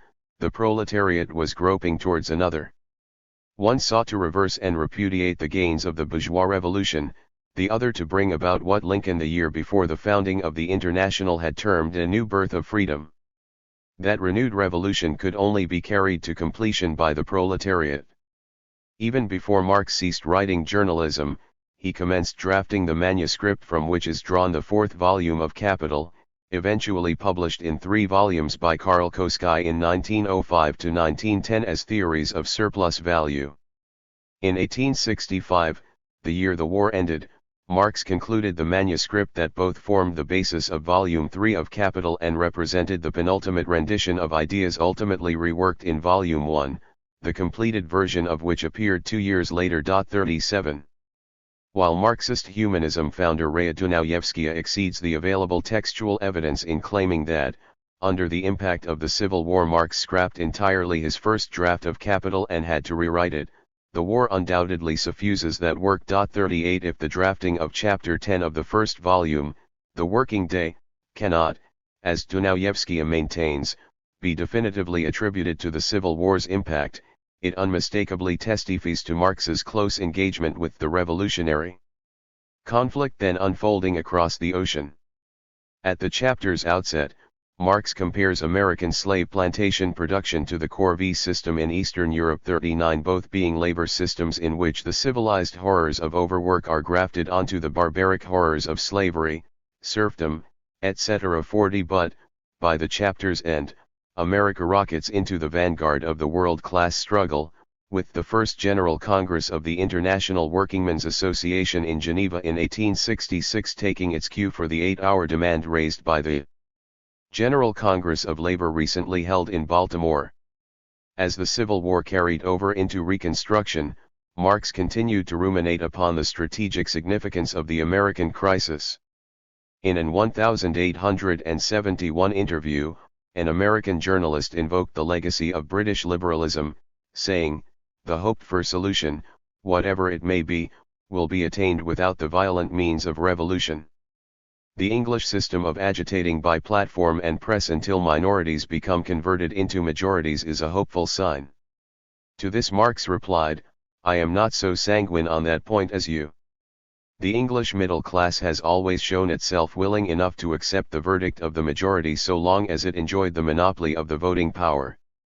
But, mark me, as soon as it finds itself outvoted on what it considers vital questions, we shall see here a new slave owners' war." 41. At the time of its formation, the First International not only expressed international working class solidarity with the Union, it emerged from it. With the issuance of the Emancipation Proclamation, latent sympathy for the Union crystallized into vocal support across the factory districts and in London. Mass meetings were organized that included American ex-slaves as speakers. The cause of anti-slavery was taken up by liberalism's heir, the working class movement for socialism. Marx himself helped to organize a pro-union meeting at which the Manchester liberal John Bright was the featured speaker.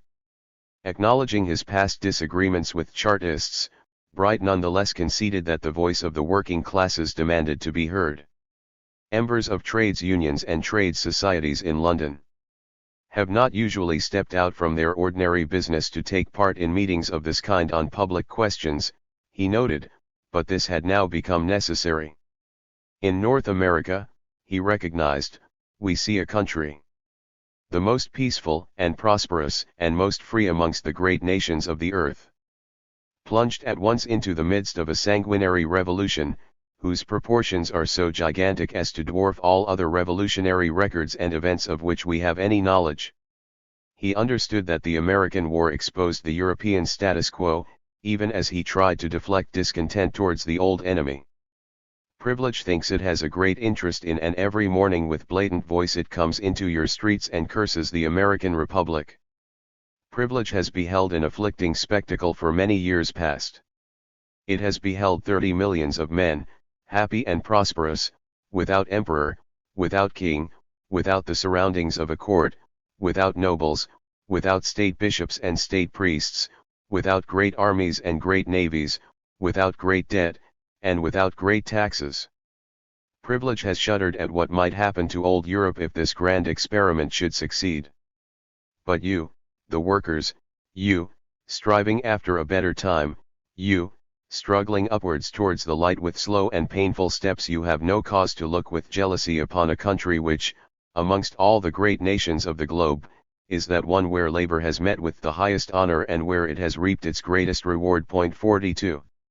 Chartism's failure had placed liberals such as Bright in a position of de facto political leadership of the British working class. In helping to organize a mass meeting with him as the principal speaker, Marx acknowledged this, even as he worked to forge the new international to inoculate English workers against such appeals. The global Second American Revolution would have to work imminently through democracy and liberalism in order to realize and overcome both. Echoing Chartist admiration for the transatlantic republic, some 6 months after Lincoln's assassination, in October 1865, the IWMA, the American, flagged the place of honor at their meetings because democracy had triumphed, slavery had perished, the republic was saved. In the headiness of that year of victory, they proclaimed, the flag which had been so often insulted by the privileged classes of Europe will yet proudly wave throughout the world, the emblem of liberty and the hope of the oppressed. 43. A few years later, on the eve of the great reckoning with Louis Bonaparte's regime in the Franco-Prussian War and the Paris Commune, the International recognized, the victorious termination of the anti-slavery war has opened a new epoch in the annals of the working class. 44. Before the assembled audience of London workers, Bright in 1863 had maintained that the 6 millions of men in the United Kingdom who are not enfranchised have doubt upon their instincts are always in the main right. 45. The misleadership of the Liberal ministry had reposed the question, left to hang since the collapse of Chartism, of the suffrage. What remained, as Marx said, was to prove to the world that now, at last, the working classes are best riding the scene of history no longer as servile retainers, but as independent actors, conscious of their own responsibility and able to command peace where their would-be masters shout war. 46. Palmerston died months after the end of the Civil War, but Gladstone was forced to repent trying to steer his country into alliance with the Confederacy. In 1867, he joined Bright in supporting more than doubling of the British electorate through Disraeli's Second Reform Bill. That bill, half-measure though it was, begged the question, whether democratization was what progress consisted in. Chartism's questions whose democracy? To what end, remained. The necessity of the dictatorship of the proletariat pressed. A few weeks after Marx delivered his inaugural address of the International Workingmen's Association, Abraham Lincoln was re-elected President of the United States, and it was one of Marx's first duties as Secretary to the International to draft a letter congratulating the American people upon this demonstration of revolutionary will. 47. If resistance to the slave power was the reserved watchword of your first election, the triumphant war cry of your re-election is death to slavery. From the commencement of the titanic American strife, the workingmen of Europe felt instinctively that the Star-Spangled Banner carried the destiny of their class. While the workingmen, the true political powers of the North, allowed slavery to defile their own republic, while before the Negro, mastered and sold without his concurrence, they boasted it the highest prerogative of the white-skinned laborer to sell himself and choose his own master, they were unable to attain the true freedom of labor or to support their European brethren in their struggle for emancipation. But this barrier to progress has been swept off by the Red Sea of civil war. The workingmen of Europe feel sure that, as the American War of Independence initiated a new era of ascendancy for the middle class, so the American anti-slavery war will do for the working classes. They consider it an earnest of the epoch to come that it fell to the lot of Abraham Lincoln, the single-minded son of the working class, to lead his country through the matchless struggle for the rescue of an enchained race and the reconstruction of a social world. 48. After Lincoln's assassination, the epitaph Marx wrote for him on behalf of the International portrayed him as the antithesis of Napoleon III. Even the sycophants who year after year and day by day stick to their Sisyphus work of morally assassinating Abraham Lincoln and the great republic he headed stand now aghast at this universal outburst of popular feeling. They have now at last found out that he was a man, neither to be browbeaten by adversity, nor intoxicated by success, inflexibly pressing on to his great goal. In one word, one of the rare men who succeed in becoming great, without ceasing to be good. 49. But such views were not universally held on the left. Bakunin supported the Union, yet distrusted the growing centralization of Union power and cherished the waning agrarian virtues of the Confederacy. 50. Lassalle, for his part, complacently declared, "The Yankees have no ideas and the freedom of the individual is merely a negative idea." Marx had no patience with such socialist superiority to liberalism, deeming it antiquated, moldering, speculative rubbish. 51. He understood why the Liberal Democrats, Bright and Lincoln, led the revolution, even as it was necessary to seize the time to build an independent international party for socialism. Towards the close of 1864, just after the formation of the IWMA and Lincoln's re-election, Engels reflected upon the war's import in a letter to his and Marx's close comrade, the publisher of the 18th Brumaire, Joseph Wade Meyer, then serving as an officer in the Union Army. "That war of yours over there is really one of the most stupendous things that one can experience. The moment will undoubtedly come when the organized resistance of the South will fold up like a pocket knife. A people's war of this kind, on both sides, has not taken place since great states have been in existence, and it will, at all events, point the direction for the future of the whole of America for hundreds of years to come. Once slavery, the greatest shackle on the political and social development of the United States, has been broken, the country is bound to receive an impetus from which it will acquire quite a different position in world history within the shortest possible time. 52. The Civil War was a moment in the unfolding of the Revolution of 1848. Understanding this, Wade Meyer argued in the German-American press soon after Lee's surrender that violence or the threat of violence remains necessary to convince former slaveholders that the North is serious about ending slavery. To uphold the new order in this way requires martial law exercised by the Freedmen's Bureau and an army of occupation to enforce it. The American working class had to deepen its alliance with the freed slaves. The modern worker is the direct creation of industry and his entire existence is bound up with its development. Where else in the South will find allies if not among the workers? Regardless of what ancestry they have to thank for their skin color.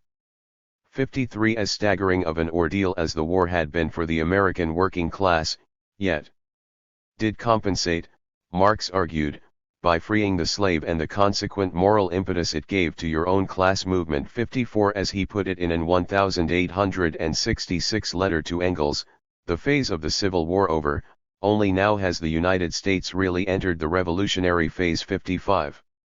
If, as Marx wrote in Capital, the American Civil War for the European working class, it was at the same time clear not only that the fate of the ex-slaves and Union soldiers in America were bound together but that the fate of both was bound together with that of the English trade unionists demanding universal suffrage. 56. And not only with them. The French communards and the newly forming German social democracy were likewise political heirs to the Second American Revolution. Even as the 14th Amendment to the U.S. Constitution was being ratified and the Reconstruction Acts contemplated by Congress, the upheaval process, as Marx put it in the preface to the first edition of Capital, grew palpable across Europe. In the end, the period issued not into world revolution, but into a new era, one of high imperialism and mass political parties for socialism. The American Question in England. New York Tribune. October 11, 1861. London, September 18, 1861. Mrs. Beecher Stowe's letter to Lord Shaftesbury, whatever its intrinsic merit may be, has done a great deal of good by forcing the anti-northern organs of the London press to speak out and lay before the general public the ostensible reasons for their hostile tone against the North and their ill-concealed sympathies with the South. 1. Their first and main grievance is that the present American war is not one for the abolition of slavery, and that, therefore, the high-minded Britisher cannot be expected to feel any sympathy with his northern cousins. In the first place, says The Economist, the assumption that the quarrel between the North and South is a quarrel between Negro freedom, on the one side, and Negro slavery, on the other, is as impudent as it is untrue. The North, says the Saturday Review, does not proclaim abolition and never pretended to fight for anti-slavery. The North has not hoisted for its oriflamme the sacred symbol of justice to the Negro, its cri de guerre is not unconditional abolition. If, says the Examiner, we have been deceived about the real significance of the sublime movement, who but the Federalists themselves have to answer for the deception? Now, in the first instance, the premise must be conceded. The war has not been undertaken with a view to put down slavery, and the United States authorities themselves have taken the greatest pains to protest against any such idea. But then it ought to be remembered that it was not the North, but the South, which undertook this war, the former acting only on the defense. If it be true that the North, after long hesitations and an exhibition of forbearance unknown in the annals of European history, drew at last the sword not for crushing slavery, but for saving the Union, the South, on its part, inaugurated the war by loudly proclaiming the peculiar institution as the only and main end of the rebellion. It confessed to fight for the liberty of enslaving other people, a liberty which, despite the Northern protests, it asserted to be put in danger by the victory of the Republican Party and the election of Mr. Lincoln to the presidential chair. The Confederate Congress boasted that its newfangled Constitution, as distinguished from the Constitution of the Washingtons, Jeffersons, and Adamses, had recognized for the first time slavery as a thing good in itself, a bulwark of civilization, and a divine institution. Point 2 If the North professed to fight but for the Union, the South gloried in rebellion for the supremacy of slavery. If anti-slavery and idealistic England felt not attracted by the profession of the North, how came it to pass that it was not violently repulsed by the cynical confessions of the South? The Saturday Review helps itself out of this ugly dilemma by disbelieving the declarations of the seceders themselves. It sees deeper than this and discovers that slavery had very little to do with secession, the declarations of Jefferson Davis and company to the contrary being mere conventionalisms with about as much meaning as the conventionalisms about violated altars and desecrated hearths, which always occur in such proclamations. The staple of argument on the part of the anti-Northern papers is very scanty, and throughout all of them we find almost the same sentences recurring, like the formulas of a mathematical series, at certain intervals, with very little art of variation or combination. "Why," exclaims the economist, "it is only yesterday, when the secession movement first gained serious head on the first announcement of Mr. Lincoln's election, that the Northerners offered to the South, if they would remain in the Union, every conceivable security for the performance and inviolability of the obnoxious institution, that they disavowed in the most solemn manner all intention of interfering with it, that their leaders proposed compromise after compromise in Congress, all based upon the concession that slavery should not be meddled with. How happens it," says the Examiner, "that the North was ready to compromise matters by the largest concessions to the South as to slavery? How was it that a certain geographical line was proposed in Congress within which slavery was to be recognized as an essential institution? The Southern states were not content with this. What the Economist and the Examiner had to ask was not only why the Crittenden and other compromise measures were proposed in Congress but why they were not passed. They affect to consider those compromise proposals as accepted by the North and rejected by the South, while, in point of fact, they were baffled by the Northern party that had carried the Lincoln election. Proposals never matured into resolutions, but always remaining in the embryo state of pia desideria, the South had, of course, never any occasion either of rejecting or acquiescing in. We come nearer to the pith of the question by the following remark of the Examiner. Mrs. Stowe says, "The slave party, finding they could no longer use the Union for their purposes, resolved to destroy it." There is here an admission that up to that time the slave party had used the Union for their purposes, and it would have been well if Mrs. Stowe could have distinctly shown where it was that the North began to make its stand against slavery. One might suppose that the Examiner and the other oracles of public opinion in England had made themselves sufficiently familiar with the contemporaneous history to not need Mrs. Stowe's information on such all-important points. The progressive abuse of the Union by the slave power working through its alliance with the Northern Democratic Party is, so to say, the general formula of the United States history since the beginning of the century. The successive compromise measures mark the successive degrees of the encroachment by which the Union became more and more transformed into the slave of the slave owner. Each of these compromises denotes a new encroachment of the South, a new concession of the North. At the same time, none of the successive victories of the South was carried but after a hot contest with an antagonistic force in the North appearing under different party names, with different watchwords, and under different colors. If the positive and final result of each single contest told in favor of the South, the attentive observer of history could not but see that every new advance of the slave power was a step forward to its ultimate defeat. Even at the times of the Missouri Compromise the contending forces were so evenly balanced that Jefferson, as we see from his memoirs, apprehended the Union to be in danger of splitting on that deadly antagonism. 3 The encroachments of the slave-holding power reached their maximum point when, by the Kansas-Nebraska Bill, for the first time in the history of the United States every legal barrier to the diffusion of slavery within the United States territories was broken down, when, afterward, a Northern candidate bought his presidential nomination by pledging the Union to conquer or purchase in Cuba a new field of dominion for the slaveholder, when, later on, by the Dred Scott decision, diffusion of slavery by the federal power was proclaimed as the law of the American Constitution, and, lastly, when the African slave trade was de facto reopened on a larger scale than during the times of its legal existence. But, concurrently with this climax of Southern encroachments carried by the connivance of the Northern Democratic Party, there were unmistakable signs of Northern antagonistic agencies having gathered such strength as must soon turn the balance of power. The Kansas War, the formation of the Republican Party, and the large vote cast for Mr. Fremont during the presidential election of 1856 were so many palpable proofs that the North had accumulated sufficient energies to rectify the aberrations which United States history under the slave owners' pressure had undergone for half a century and to make it return to the true principles of its development. Apart from those political phenomena, there was one broad statistical and economical fact indicating that the abuse of the federal union by the slave interest had approached the point from which it would have to recede forcibly or de bonne grace. That fact was the growth of the Northwest, the immense strides its population had made from 1850 to 1860 and the new and reinvigorating influence it could not but bear on the destinies of the United States. Now, was all this a secret chapter of history?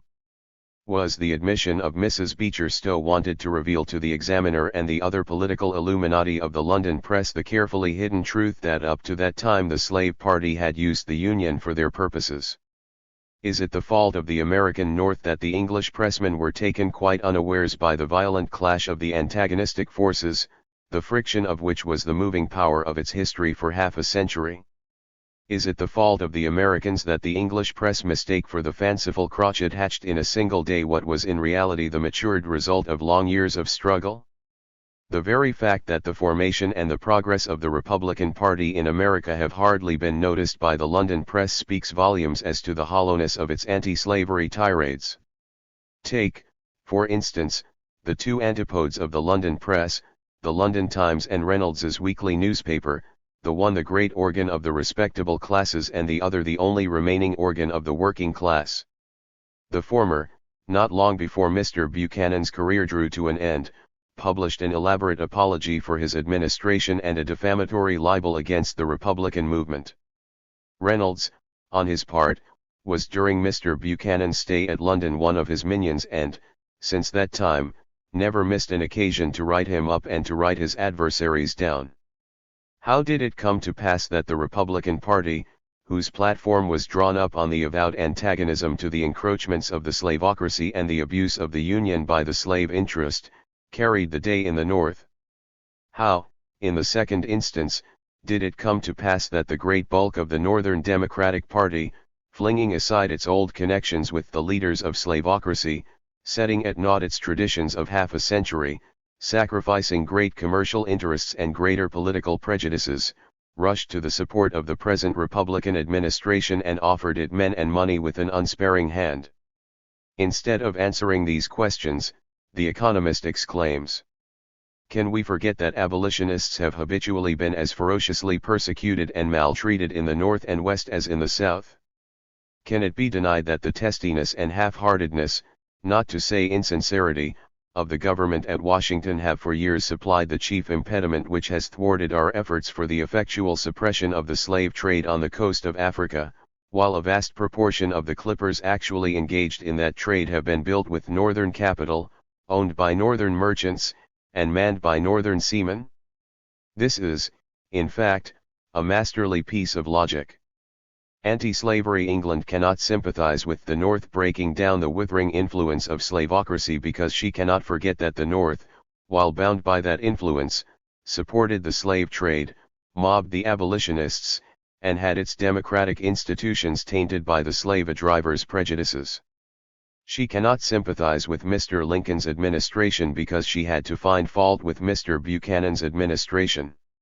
She must needs sullenly cavil at the present movement of the Northern resurrection, cheer up the Northern sympathizers with the slave trade branded in the Republican platform, and coquette with the Southern slavocracy setting up an empire of its own, because she cannot forget that the North of yesterday was not the North of today.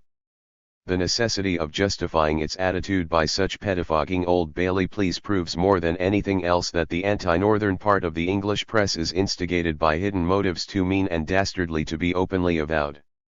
as it is one of its pet maneuvers to taunt the present Republican administration with the doings of its pro-slavery predecessors, so it tries hard to persuade the English people that the New York Herald ought to be considered the only authentic expositor of Northern opinion. The London Times having given out the cue in this direction, the sarvum picus of the other anti-Northern organs great and small persist in beating the same bush. So says The Economist, in the height of the strife, New York papers and New York politicians were not wanting who exhorted the combatants, now that they had large armies in the field, to employ them not against each other, but against Great Britain, to compromise the internal quarrel, the slave question included, and invade the British territory without notice and with overwhelming force. The Economist knows perfectly well that the New York Herald's efforts at embroiling the United States into a war with England only intended securing the success of secession and thwarting the movement of Northern regeneration. Still, there is one concession made by the anti-Northern English press. The Saturday Snob tells us, what was at issue in Lincoln's election and what has precipitated the convulsion was merely the limitation of the institution of slavery to states where that institution already exists. And The Economist remarks, it is true enough that it was the aim of the Republican Party which elected Mr. Lincoln to prevent slavery from spreading into the unsettled territories. It may be true that the success of the North, if complete and unconditional, would enable them to confine slavery within the 15 states which have already adopted it and might thus lead to its eventual extinction, though this is rather probable than certain. In 1859, on the occasion of John Brown's Harper's Ferry expedition, the very same Economist published a series of elaborate articles with a view to prove that, by dint of an economical law, American slavery was doomed to gradual extinction from the moment it should be deprived of its power of expansion. That economical law was perfectly understood by the slavocracy. In 15 years more, said Toombs, without a great increase in slave territory, either the slaves must be permitted to flee from the whites or the whites must flee from the slaves. The limitation of slavery to its constitutional area was the distinct ground upon which the menace of secession was first uttered in the House of Representatives on December 19, 1859. Mr. Singleton having asked Mr. Curtis, if the Republican Party would never let the South have another foot of slave territory while it remained in the Union, and Mr. Curtis having responded in the affirmative, Mr. Singleton said this would dissolve the Union. His advice to Mississippi was the sooner it got out of the Union the better. Gentlemen should recollect that Jefferson Davis led our forces in Mexico, and still he lives, perhaps to lead the Southern Army. Quite apart from the economical law which makes the diffusion of slavery a vital condition for its maintenance within its constitutional areas, the leaders of the South had never deceived themselves as to its necessity for keeping up their political sway over the United States. John Calhoun, in the defense of his propositions to the Senate, stated distinctly on February 19, 1847, that the Senate was the only balance of power left to the South in the government, and that the creation of new slave states had become necessary for the retention of the equipoise of power in the Senate. Moreover, the oligarchy of the 300,000 slave owners could not even maintain their sway at home save by constantly throwing out to their white plebeians the bait of prospective conquests within and without the frontiers of the United States. If, then, according to the oracles of the English press, the North had arrived at the fixed resolution of circumscribing slavery within its present limits and of thus extinguishing it in a constitutional way, was this not sufficient to enlist the sympathies of anti-slavery England? But the English Puritans seem indeed not to be contented save by an explicit abolitionist war. This, says The Economist, therefore, not being a war for the emancipation of the Negro race, on what other ground can we be fairly called upon to sympathize so warmly with the federal cause? There was a time, says the Examiner, when our sympathies were with the North, thinking that it was really in earnest in making a stand against the encroachments of the slave states and in adopting emancipation as a measure of justice to the black race. However, in the very same numbers in which these papers tell us that they cannot sympathize with the North because its war is no abolitionist war, we are informed that the desperate expedient of proclaiming Negro emancipation and summoning the slaves to a general insurrection is a thing the mere conception of which is repulsive and dreadful, and that a compromise would be far preferable to success purchased at such a cost and stained by such a crime. Thus, the English eagerness for the abolitionist war is all cant. The cloven foot peeps out in the following sentences. Lastly, says the economist, is the moral tariff a title to our gratitude and to our sympathy, or is the certainty that, in case of northern triumph, that tariff should be extended over the whole republic a reason why we ought to be clamorously anxious for their success? The North Americans, says the Examiner, are in earnest about nothing but a selfish protective tariff. The Southern states were tired of being robbed of the fruits of their slave labor by the protective tariff of the North. The Examiner and the Economist complement each other. The latter is honest enough to confess at last that with him and his followers sympathy is a mere question of tariff, while the former reduces the war between North and South to a tariff war, to a war between protection and free trade.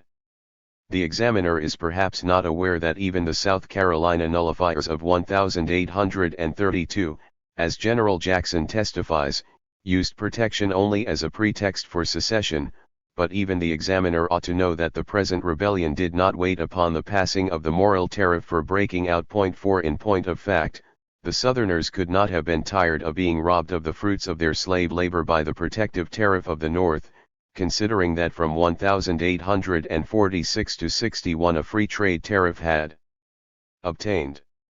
The Spectator characterizes in its last number the secret thought of some of the anti-Northern organs in the following striking manner. It is discovered that it will be very much for the advantage of the states to be dissolved into rival groups. They will mutually check each other's ambition, they will neutralize each other's power, and, if ever England should get into a dispute with one or more of them, mere jealousy will bring the antagonistic groups to our aid. This will be, it is urged, a very wholesome state of things, for it will relieve us from anxiety and it will encourage political competition, that great safeguard of honesty and purity, among the states themselves. The London Times and Lord Palmerston. New York Tribune. October 21, 1861. London, October 5, 1861. English people participate in the government of their own country by reading the Times newspaper. 5. This judgment, passed by an eminent English author on what is called British self-government, is only true so far as the foreign policy of the kingdom is concerned. As to measures of domestic reform, they were never carried by the support of the Times, but the Times never ceased attacking and opposing them until after it had become aware of its utter inability to any longer check their progress. Take, for instance, the Catholic Emancipation, the Reform Bill, the abolition of the Corn Laws, the stamp tax, and the paper duty. When victory had unmistakably declared on the side of the reformers, the Times wheeled round, deserted the reactionary camp, and managed to find itself at the decisive moment on the winning side. In all these instances, the Times gave not the direction to public opinion, but submitted to it, ungraciously, reluctantly, and after protracted, but frustrated, attempts at rolling back the surging waves of popular progress. Its real influence on the public mind is therefore confined to the field of foreign policy. In no part of Europe are the mass of the people and, especially, of the middle classes more utterly ignorant of the foreign policy of their own country than in England, an ignorance springing from two great sources. On the one hand, since the glorious revolution of 1688, the aristocracy has always monopolized the direction of foreign affairs in England. On the other hand, the progressive division of labor has to a certain extent emasculated the general intellect of the middle-class men by the circumscription of all their energies and mental faculties within the narrow spheres of their mercantile, industrial, and professional concerns. Thus it happened that, while the aristocracy acted for them, the press thought for them in their foreign or international affairs, and both parties, the aristocracy and the press, very soon found out that it would be their mutual interest to combine. One has only to open Cobbett's political register to convince himself that, since the beginning of this century, the great London papers have constantly played the part of attorneys to the heaven-born managers of English foreign policy. Still, there were some intermediate periods to be run through before the present state of things had been brought about. The aristocracy that had monopolized the management of foreign affairs first shrunk together into an oligarchy represented by a secret conclave called the Cabinet, and, Later on, the cabinet was superseded by one single man, Lord Palmerston, who for the last 30 years has usurped the absolute power of wielding the national forces of the British Empire and determining the line of its foreign policy. Concurrently with this usurpation, by the law of concentration acting in the field of newspaper mongering still more rapidly than in the field of cotton spinning, the London Times had attained the position of being the national paper of England, that is to say, of representing the English mind to foreign nations. If the monopoly of managing the foreign affairs of the nation had passed from the aristocracy to an oligarchic conclave and from an oligarchic conclave to one single man, the foreign minister of England, viz., Lord Palmerston, the monopoly of thinking and judging for the nation on its own foreign relations and representing the public mind in regard to these relations had passed from the press to one organ of the press, to the Times. Lord Palmerston, who secretly managed the foreign affairs of the British Empire, must have been very stupid if he had not tried to possess himself of the one paper which had usurped the power of passing public judgment in the name of the English people on his own secret doings. The Times, in whose vocabulary the word virtue was never to be found, must on its side have boasted more than Spartan virtue not to ally itself with the absolute ruler, in fact, of the national power of the empire. Hence, since the French coup d'état when the government by faction was in England superseded by the government by the coalition of factions, and Palmerston, therefore, found no longer rivals endangering his usurpation, the Times became his mere slave.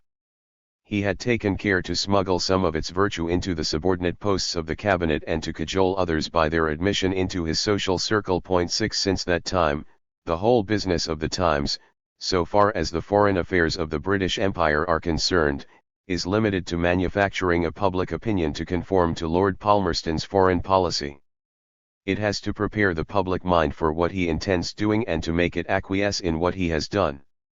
The slavish drudgery which in fulfilling this work it has to undergo was best exemplified during the last session of Parliament. That session proved anything but favourable to Lord Palmerston.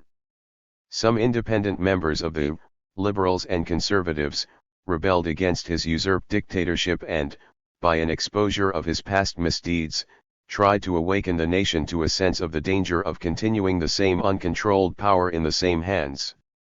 Mr. Dunlop, opening the attack by a motion for a select committee on the Afghan papers which Palmerston had laid on the table of the House in 1839, proved that Palmerston had actually forged these papers. 7 The Times in its parliamentary report suppressed all the passages of Mr. Dunlop's speech which it considered most damaging to its master. Later on, Lord Montagu, in a motion for the publication of all papers relating to the Danish Treaty of 1852, accused Palmerston of having been the principal in the manoeuvres intended to alter the Danish succession in the interest of a foreign power and of having misled the House of Commons by deliberate misstatements. Palmerston, however, had come to a previous understanding with Mr. Disraeli to baffle Lord Montagu's motion by a count out of the House, which in fact put a stop to the whole proceeding.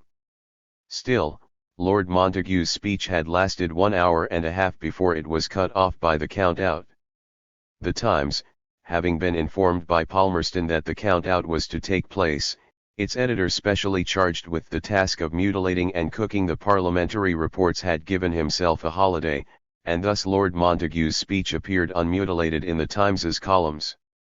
When, on the following morning, the mistake was discovered, a leader was prepared telling John Bull that the count-out was an ingenious institution for suppressing bores, that Lord Montagu was a regular bore, and that the business of the nation could not be carried on if parliamentary bores were not disposed of in the most unceremonious way. Again, Palmerston stood on his trial last session when Mr. Hennessy moved for a production of the Foreign Office dispatches during the Polish Revolution of 1831. Again, the Times recurred, as in the case of Mr. Dunlop's motion, to the simple process of suppression. Its report of Mr. Hennessy's speech is quite an edition in usum Delphini. If one considers how much painstaking it must cost to run through the immense parliamentary reports the same night they are forwarded to the newspaper office from the House of Commons and, in the same night, mutilate, alter, falsify them so as not to tell against Palmerston's political purity, one must concede that, whatever emoluments and advantages the Times may reap from its subserviency to the noble Viscount, its task is no pleasant one.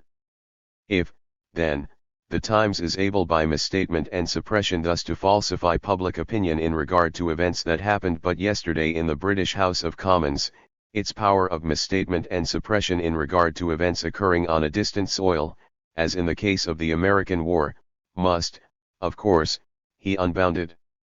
If in treating of American affairs it has strained all its forces to exasperate the mutual feelings of the British and Americans, it did not do so from any sympathy with the British cotton lords nor out of regard for any real or supposed English interest, it simply executed the orders of its master.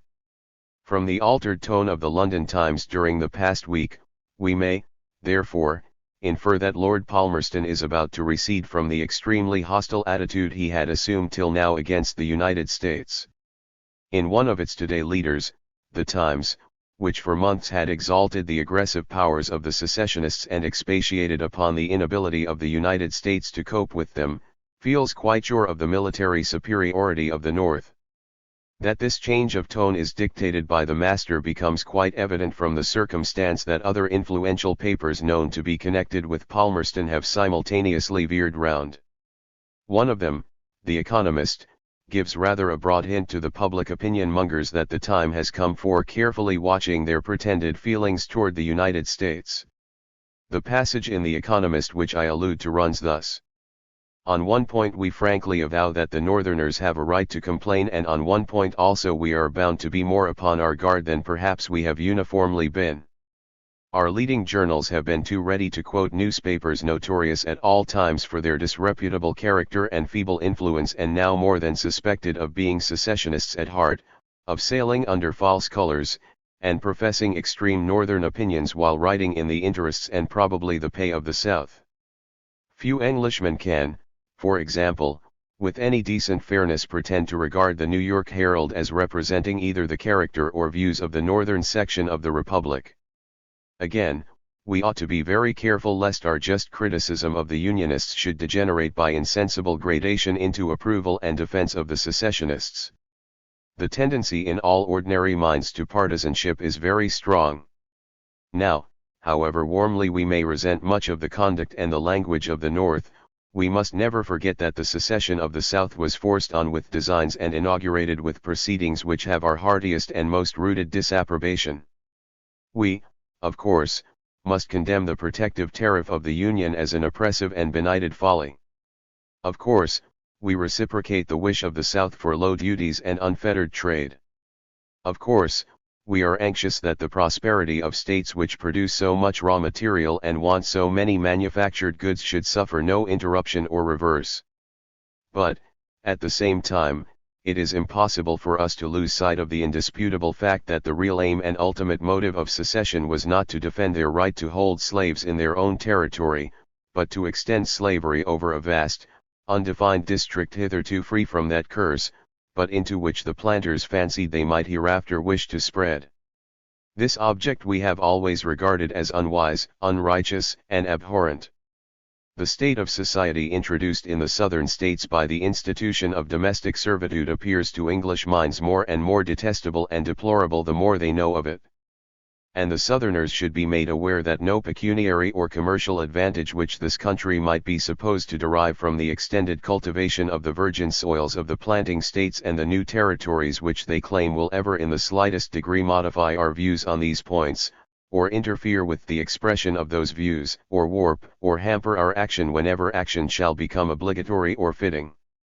It is believed that they still entertain the extraordinary notion that by starving France and England, by the loss and suffering anticipated as the consequences of an entire privation of the American supply, they will compel those governments to interfere on their behalf and force the United States to abandon the blockade. There is not the remotest chance that either power would feel justified for a moment in projecting such an act of decided and unwarrantable hostility against the United States. We are less dependent on the South than the South is upon us, as they will ere long begin to discover.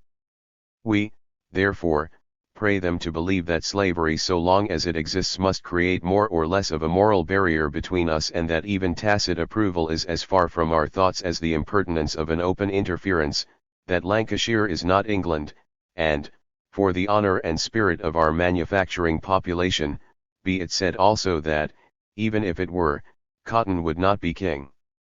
All I intended to show for the present was that Palmerston is abandoning his hostile attitude against the United States.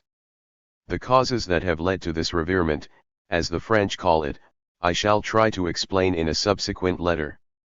Before concluding, I may still add that Mr. Forster, MP for Bradford, delivered last Tuesday in the theatre of Bradford Mechanics' Institute a lecture, on the Civil War in America, in which he traced the true origin and character of that war and victoriously refuted the misstatements of the Palmerstonian press.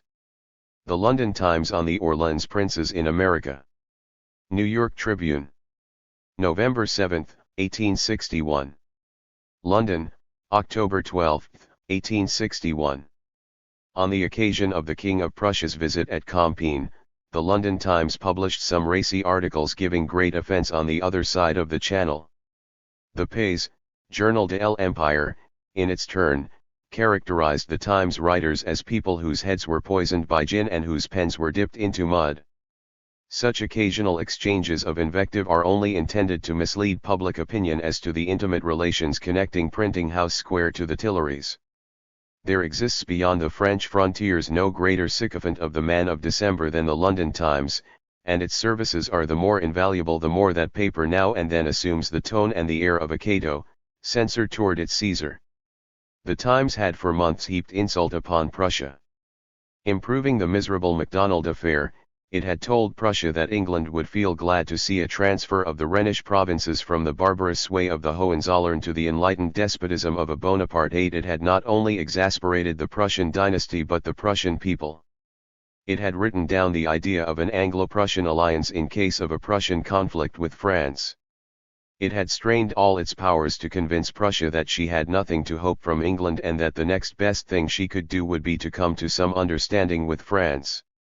When at last the weak and trimming monarch of Prussia resolved upon the visit at Compiègne, the Times could proudly exclaim, "Coram magna pars foi."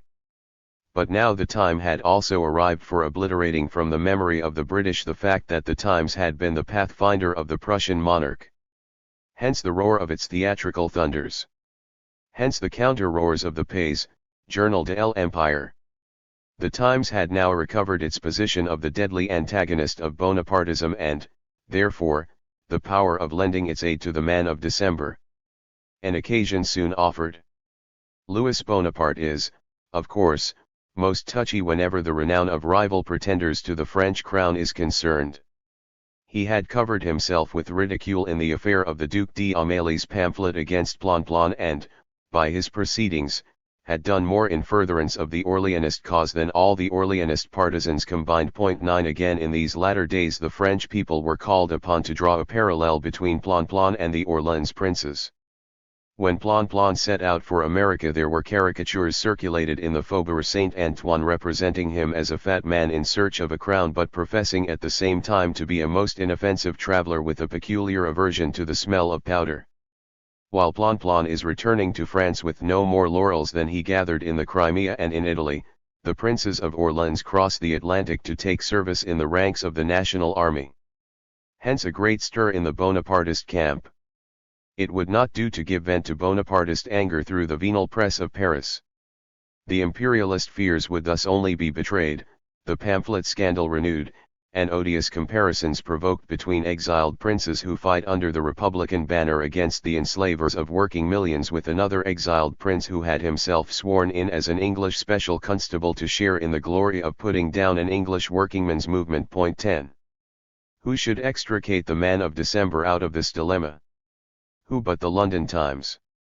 If the same London Times which on the 6th, 7th, 8th, and 9th of October 1861 had roused the furies of the Pays, Journal de l'Empire by its rather cynical strictures on the visit at Compiègne, if that very same paper should come out on the 12th of October with a merciless onslaught on the Orleans princes because of their enlistment in the ranks of the National Army of the United States, would Louis Bonaparte not have proved his case against the Orleans princes? Would the Times article not be done into French, commented upon by the Paris papers, sent by the Préfet de Police to all the journals of all the departments, and circulated throughout the whole of France as the impartial sentence passed by the London Times, the personal foe of Louis Bonaparte, upon the last proceedings of the Orleans princes.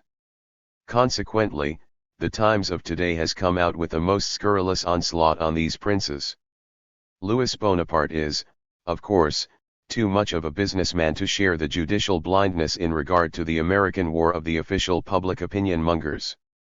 He knows that the true people of England, of France, of Germany, of Europe consider the cause of the United States as their own cause, as the cause of liberty, and that, despite all paid sophistry, they consider the soil of the United States as the free soil of the landless millions of Europe, as their land of promise, now to be defended sword in hand from the sordid grasp of the slave-holder.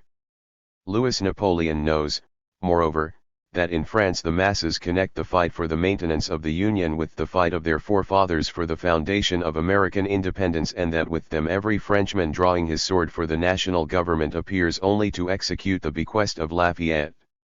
Bonaparte, therefore, knows that, if anything be able to win the Orleans princes' good opinions from the French people, it will be their enlistment in the ranks of the national army of the United States. He shudders at this very notion, and, consequently, the London Times, his censorious sycophant, tells today the Orleans princes that they will derive no increase of popularity with the French nation from stooping to serve on this ignoble field of action. Louis Napoleon knows that all the wars waged in Europe between hostile nations since his coup d'état have been mock wars, groundless, wanton, and carried on false pretenses. The Russian War and the Italian War never enlisted the sympathies of the French people, instinctively aware that both wars were carried on only with the view to strengthening the chains forged by the coup d'état. 11 The first grand war of contemporaneous history is the American War. The peoples of Europe know that the Southern slavocracy commenced that war with the declaration that the continuance of slavocracy was no longer compatible with the continuance of the Union. Consequently, the people of Europe know that a fight for the continuance of the Union is a fight against the continuance of the slavocracy, that in this contest the highest form of popular self-government till now realized is giving battle to the meanest and most shameless form of man's enslaving recorded in the annals of history. Louis Bonaparte feels, of course, extremely sorry that the Orleans princes should embark in just such a war, so distinguished by the vastness of its dimensions and the grandeur of its ends from the groundless, wanton, and diminutive wars Europe has passed through since 1849. Consequently, the London Times must needs declare, to overlook the difference between a war waged by hostile nations and this most groundless and wanton civil conflict of which history gives us any account, is a species of offense against public morals. The Times is, of course, bound to wind up its onslaught on the Orleans princes because of their stooping to serve on such an ignoble field of action with a deep bow before the victor of Sevastopol and Solferino. It is unwise, says the London Times, to challenge a comparison between such actions as Springfield and Manassas and the exploits of Sevastopol and Solferino. The next mail will testify to the premeditated use made of the Times's article by the imperialist organs. A friend in times of need is proverbially worth 1,000 friends in times of prosperity, and the secret ally of the London Times is just now very badly off. A dearth of cotton backed by a dearth of grain, a commercial crisis coupled with an agricultural distress, and both of them combined with a reduction of custom revenues and a monetary embarrassment compelling the Bank of France to screw its rate of discount to 6% to enter into transactions with Rothschilds, and bearing for a loan of 2 million sterling on the London market to pawn abroad French government stock, and, with all that, to show but a reserve of 12 millions against liabilities amounting to more than 40 millions. Such a state of economical affairs prepares just the situation for rival pretenders to stake double. Already there have been bread riots in the Faubourg Saint-Antoine, and this, of all times, is therefore the most inappropriate time for allowing Orleans princes to catch popularity. Hence the fierce forward rush of the London Times. The Civil War in the United States. Karl Marx. Die Presse. November 7, 1861. No dateline. Let him go, he is not worth your ire. Thus English statesmanship repeats again and again to the north of the United States Leporello's advice to don one's deserted love: if the North only would let the South go, it would free itself from its entanglement with slavery, from its historical original sin, and create the basis of a new and higher development. Indeed, if the North and the South form two separate countries, as do, for instance, England and Hanover, their separation would be no more difficult than was their separation, but the South is neither geographically separate from the North nor does it constitute a moral unity. It is not so much a country as a war cry. The advice of amicable separation assumes that the Southern Confederacy, though it takes the offensive in the Civil War, does so for strictly defensive purposes. It is believed that for the slaveholders' party the matter is simply one of uniting the territories that it has hitherto dominated into an independent assemblage of states and withdrawing them from the supreme authority of the Union.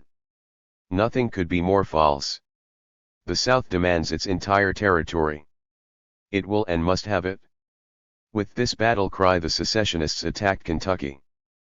By their entire territory they intend, first of all of the so-called border states, Delaware, Maryland, Virginia, North Carolina, Kentucky, Tennessee, Missouri, and Arkansas.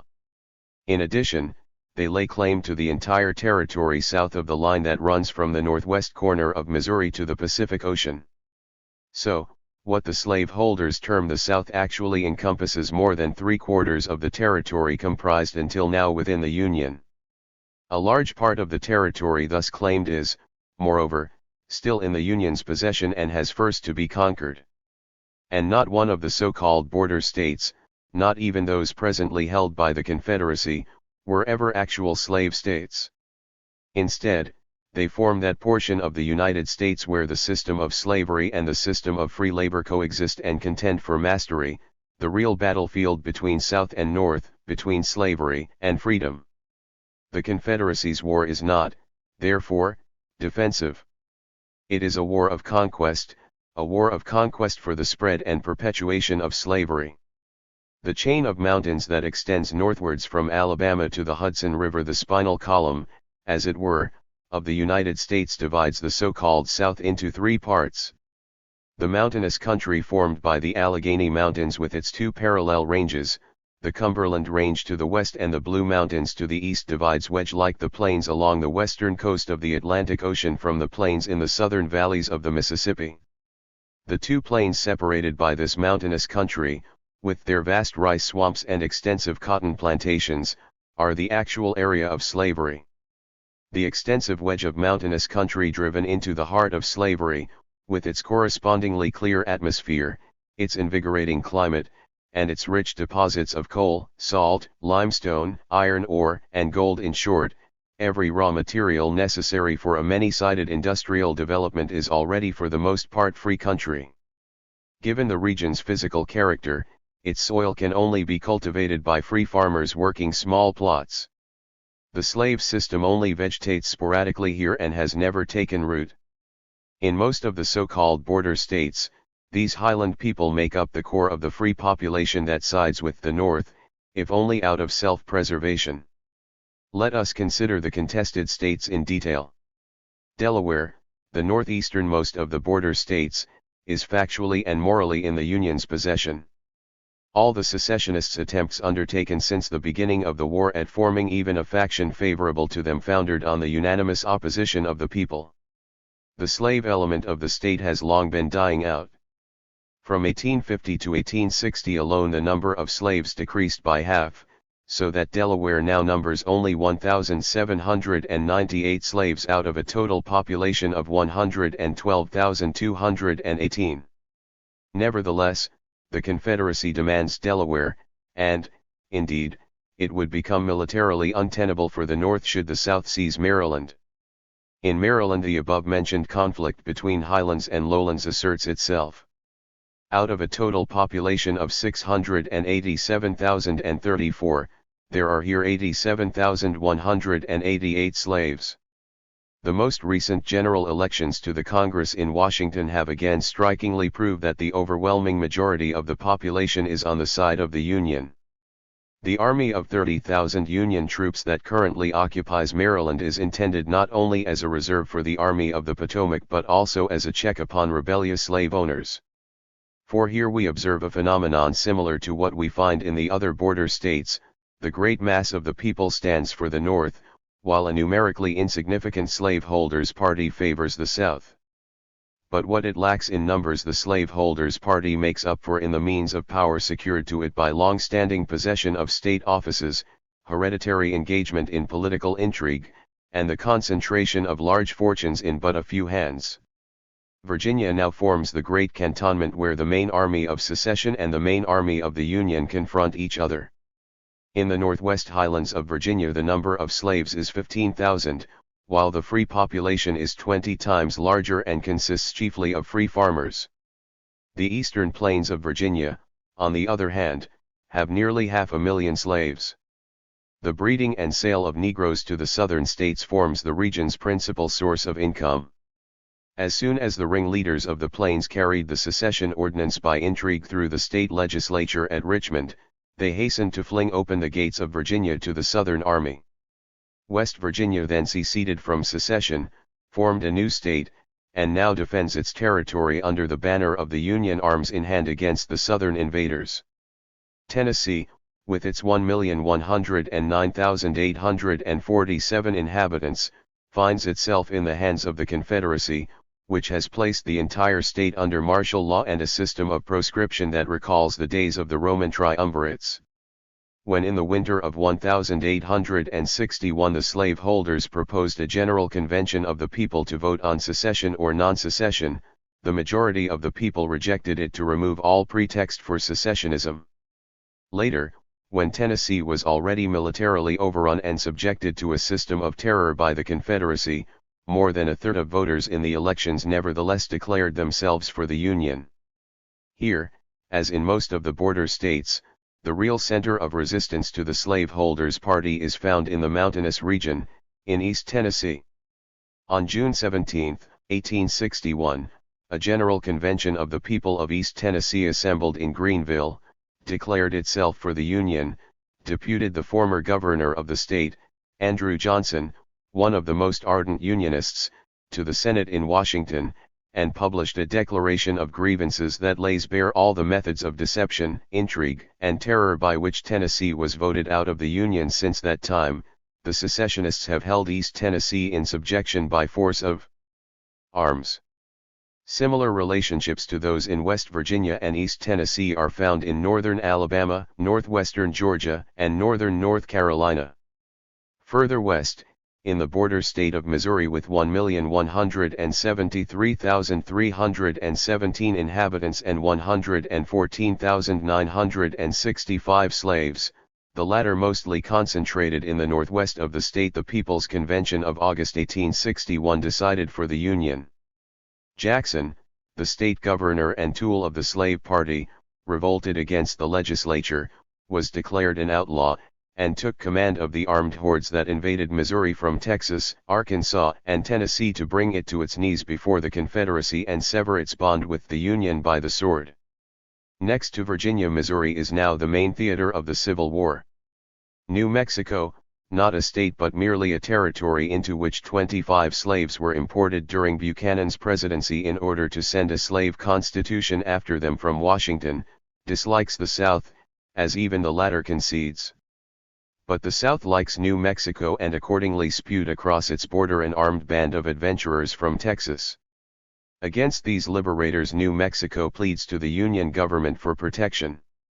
It will have been observed that we lay particular emphasis on the numerical proportion of slaves to free men in the different border states.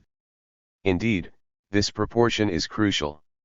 It is the metric by which to measure the vitality of the slave system. Thus, the soul of the whole secession movement is South Carolina with its 402,541 slaves and 301,271 free men.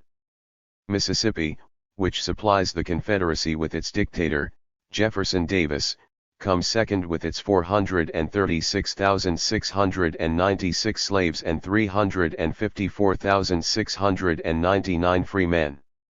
Alabama comes third, with 435,132 slaves and 529,164 free men.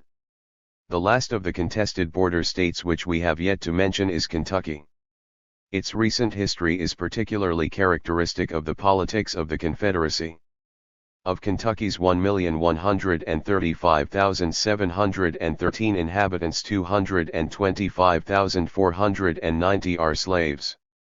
In 3 successive general elections by the people in the winter of 1861, when elections to a Congress of the border states were held, in June 1861, when the elections to the Congress in Washington took place, and, finally, in August 1861, at the time of state legislature elections, an ever-increasing majority decided for the Union.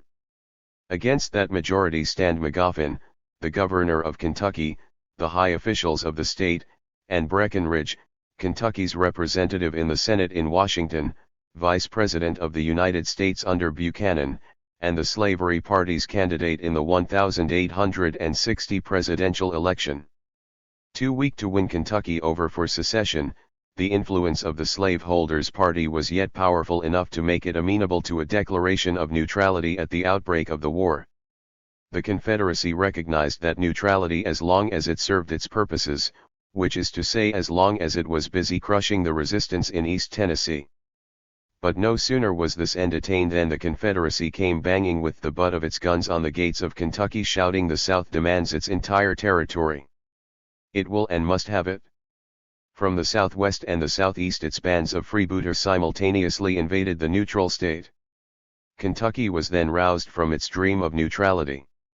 Its legislature openly declared for the Union, surrounded the traitorous governor with a committee of public safety, called the people to arms, outlawed Breckinridge, and ordered the secessionists to immediately evacuate the territory they had invaded. This was the signal for war. A Confederate army now moves on Louisville, while volunteers from Illinois, Indiana, and Ohio flock to Kentucky to save it from the armed missionaries of slavery. The attempts of the Confederacy to annex Missouri and Kentucky, for example, against the will of these states, prove the hollowness of the pretext that it fights for individual states' rights against the encroachments of the Union. On the individual states that it considers to belong to it, the South confers, to be sure, the right to secede from the Union, but under no circumstance the right to remain within it. Even the slave states proper, however much external war, internal military dictatorship, and slavery give them everywhere a momentary semblance of harmony, are not without oppositional elements. A striking example is Texas, with 180,388 slaves out of 601,039 inhabitants. By the law of 1845, by which it joined the Union as a slave state, Texas was entitled to form not just 1, but 5 states out of its territory. The South would thereby have gained 10 new votes instead of just 2 in the American Senate, and an increase in the number of its votes in the Senate was at that time an important political object. From 1845 to 1860, however, the slaveholders of Texas found it impractical, because the German population was so significant, to divide the territory into even 2 states without giving the party of free labor the upper hand over the party of slavery in one of them. This furnishes the best proof of how strong the opposition in Texas is to the slave-holding oligarchy. Georgia is the largest and most populous of the slave states. Out of a total population of 1,057,327, 462,230 are slaves, that is, nearly half the population. Despite this, the slaveholders' party has so far failed to win the sanction of a general vote of the people of Georgia for the Constitution imposed on the South at Montgomery. In the State Convention of Louisiana that met in New Orleans on March 21, 1861, Roselius, the political veteran of the state, declared, "The Montgomery Constitution is not a constitution, but a conspiracy. It does not inaugurate a government of the people, but an odious and unmitigated oligarchy." The people were permitted to have no say in the matter. The convention at Montgomery dug the grave of political liberty, and now we are called upon to attend its funeral. The oligarchy of 300,000 slaveholders did not use the Congress of Montgomery just to proclaim the South's separation from the North. It exploited it at the same time to overturn the constitutions of the slave states and to completely subjugate that portion of the white population that still retained some independence under the protection and democratic constitution of the Union. Already from 1856 to 1860 the political spokesmen, jurists, moralists, and theologians of the slaveholders' party tried to prove not so much that Negro slavery was justified as that color was a matter of indifference and the working class was everywhere created for slavery.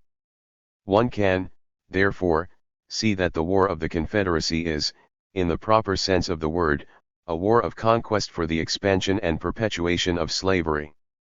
Most of the border states and territories are still in the possession of the Union, whose side they have taken, first through the ballot box and then with arms. The Confederacy, however, claims them for the South and seeks to conquer them from the Union. In the border states that the Confederacy presently occupies, it holds the relatively free highlands in check by martial law. Within the actual slave states themselves, it supplants the hitherto existing democracy in favor of the unrestricted oligarchy of the 300,000 slaveholders. If the Confederacy relinquishes its plans of conquest, it would thereby relinquish its viability and the very purpose of secession. Secession only took place because, within the Union, the transformation of the border states and federal territories into slave states no longer seemed attainable. On the other hand, were it peacefully to cede to the Confederacy the contested territory, the North would thereby surrender to the slave republic more than 3/4 of the entire territory of the United States. It would lose the whole of the Gulf of Mexico and the Atlantic Ocean, except the narrow strip from Penobscot Bay to Delaware Bay, and it would cut itself off from the Pacific Ocean. Missouri, Kansas, New Mexico, Arkansas, and Texas would draw California after them. Unable to wrest the mouth of the Mississippi from the hands of the powerful, hostile slave republic to the south, the great agricultural states in the basin between the Rocky Mountains and the Alleghanies, the valleys of the Mississippi, the Missouri, and the Ohio would be compelled by economic interest to secede from the North and join the Confederacy. These northwestern states, for their part, would draw after them into the same vortex of secession all the northern states lying further east, with the possible exception of the New England states. What would in fact take place would not be a mere dissolution of the Union but its reorganization on the basis of slavery and under the recognized control of the slave-holding oligarchy. The plan of such a reorganization was openly proclaimed by the principal speakers of the South at the Congress of Montgomery and explains the paragraph of the new Constitution that leaves it open to every state of the old Union to join the new Confederacy. The slave system would thus infect the entire Union. In the northern states, where Negro slavery is practically impossible, the white working class would gradually be forced down to the level of helotry. 12 This would fully accord with the loudly proclaimed principle that only certain races are capable of freedom and, just as labor is the lot of the Negro in the South, so in the North it is the lot of the German and the Irishman or their descendants. The present struggle between the South and North is, therefore, nothing but a struggle between two social systems, the system of slavery and the system of free labor. Because the two systems can no longer live peacefully side by side on the North American continent, this conflict has broken out. It can only be concluded by the victory of one system or the other. If the border states, the disputed areas in which the two systems have hitherto contended for mastery, are a thorn in the flesh of the South, it cannot, on the other hand, be overlooked that they have constituted the chief weakness of the North in the course of the war up till now. Some of the slaveholders in these states feigned loyalty to the North at the behest of conspirators in the South. Others found that it actually accorded with their real interests and traditional ideas to go with the Union. But both have paralyzed the North equally. Anxiety to keep the loyal slaveholders of the border states in good humor, fear of throwing them into the arms of secession, in a word, a tender regard for the interests, prejudices, and sensitivities of these ambiguous allies, has afflicted the Union government with an incurable pusillanimity since the beginning of the war. It has driven it to half measures and forced it to dissemble away the principle of the war and to spare the enemy's most vulnerable spot, the root of the evil, slavery itself. When Lincoln recently revoked Fremont's Missouri proclamation for the emancipation of Negroes belonging to the rebels, it was out of regard for the loud protest of the loyal slaveholders of Kentucky. But meanwhile, a turning point has been reached. With Kentucky, the last border state has been pushed into the line of battlefields that stretches between the South and the North. With the real war for the border states now taking place within the border states themselves, the question of winning or losing them is withdrawn from the sphere of diplomatic and parliamentary negotiation. One section of slaveholders will throw off the mask of loyalty, the other will content itself with the prospect of financial compensation such as Great Britain gave the West Indian planters. Events themselves urge the proclamation of the decisive slogan "Emancipation of the Slaves." That even obdurate Democrats and waverers in the North feel themselves drawn to this point is shown by some announcements of very recent date. In an open letter, General Cass, Secretary of State for War under Buchanan and hitherto one of the most ardent allies of the South, recently declared emancipation of the slaves the conditio sine qua non for saving the Union. In his review for October, Dr. Brownson, the spokesman of the Catholic Party of the North, who, by his own admission, was among the most energetic adversaries of the abolitionists from 1836 to 1860, now publishes an article in favor of abolition. If we have opposed abolition heretofore, he says among other things, because we would preserve the Union, we must a fortiori oppose slavery whenever, in our judgment, its continuance becomes incompatible with the maintenance of the Union or of our nation as a free republican state.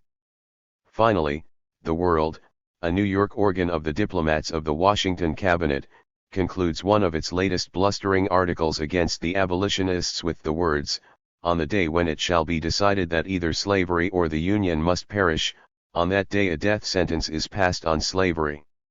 If the North cannot triumph without emancipation, it will triumph with it."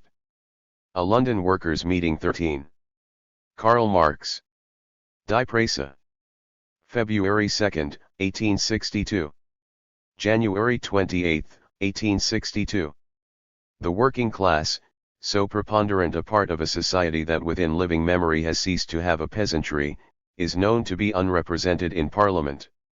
Still, it is not without political influence. No important innovation, no decisive measure has ever been carried in this country without pressure from without, whether it was the opposition that required such pressure against the government or the government that required it against the opposition. By pressure from without the English understand great, extra-parliamentary, popular demonstrations that, of course, cannot be staged without the active participation of the working class. Pitt understood how to use the masses against the Whigs in his anti-Jacobin war. The Catholic Emancipation, the Reform Bill, the abolition of the Corn Laws, the 10 Hours Bill, the war against Russia, and the rejection of Palmerston's conspiracy bill were all the result of stormy extra-parliamentary demonstrations in which the working class played only the part, according to circumstances, of a persona dramatis, of the chorus, or of the spectacle. The attitude of the English working class to the American Civil War is all the more striking. The misery is incredible that the shutdown of factories and the shortening of hours caused by the blockade of the slave states has produced among the workers in the northern manufacturing districts, and it increases every day. The other sections of the working class do not suffer to the same degree. Still, they suffer severely from the repercussions of the cotton industry crisis on other industries, from the curtailment of the export of their own products to the North as a result of the Morrill tariff and from the loss of exports to the South as a result of the blockade. English interference in America has, therefore, now become a knife and fork question for the working class. 14 Their natural superiors, moreover, neglect no means of stoking their hostility to the United States. The only significant and widely circulated workers' organ still existing, Reynolds' newspaper, has been purchased expressly to repeat for the last 6 months in raging weekly diatribes the ceterum sensu of English intervention.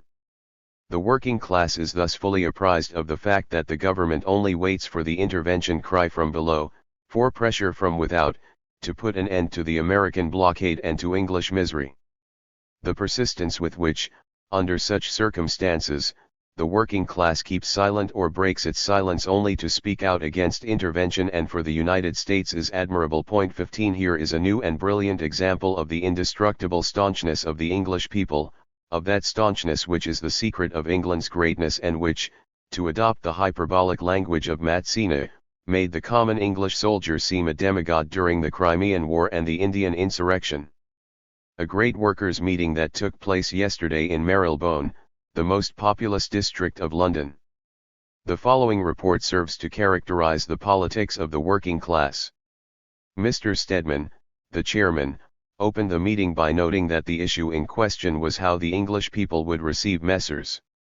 Mason and Slidell. Point 16. It has to be considered, whether these gentlemen are coming here to free the slaves from their chains or to forge a new link for these chains. Mr. Yates. The working class dare not keep silent on this occasion. The two gentlemen who are sailing to our country from across the Atlantic Ocean are agents of slave-holding and tyrannical states. They are in open rebellion against the lawful constitution of their country and come here to induce our government to recognize the independence of the slave states.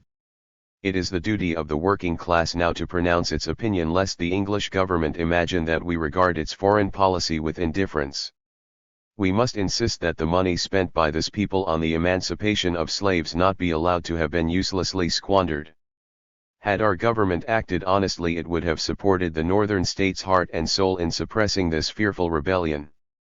After a detailed defense of the northern states and the observation that Mr. Lovejoy's violent tirade against England was called forth by the slanders of the English press, the Speaker proposed the following motion. 17. This meeting resolves that the rebel agents now on their way from America to England, Mason and Slidell, are altogether unworthy of the moral sympathies of the working class of this country, as they are slaveholders, the avowed agents of the tyrannical faction that is at this very moment rebelling against the American Republic, and are thus sworn enemies of the social and political rights of the working class in all countries. Mr. Winna seconded the motion. The meeting also recognized, however, that any personal insult to Mason and Slidell during their stay in London was to be avoided. Mr. Nichols, a resident of the extreme north of the United States, as he proclaimed himself, or immediately outside the port or settlement of a foreign powers. Mixed courts composed half of Englishmen, half of Americans, and resident in Sierra Leone, Cape Town, and New York will judge vessels. If a ship is convicted, her crew will be handed over to the jurisdiction of the nation under whose flag the ship sailed, so far as this can be done without great cost. Not only the crew but also the owners of the vessel will then incur the penalties customary in the country.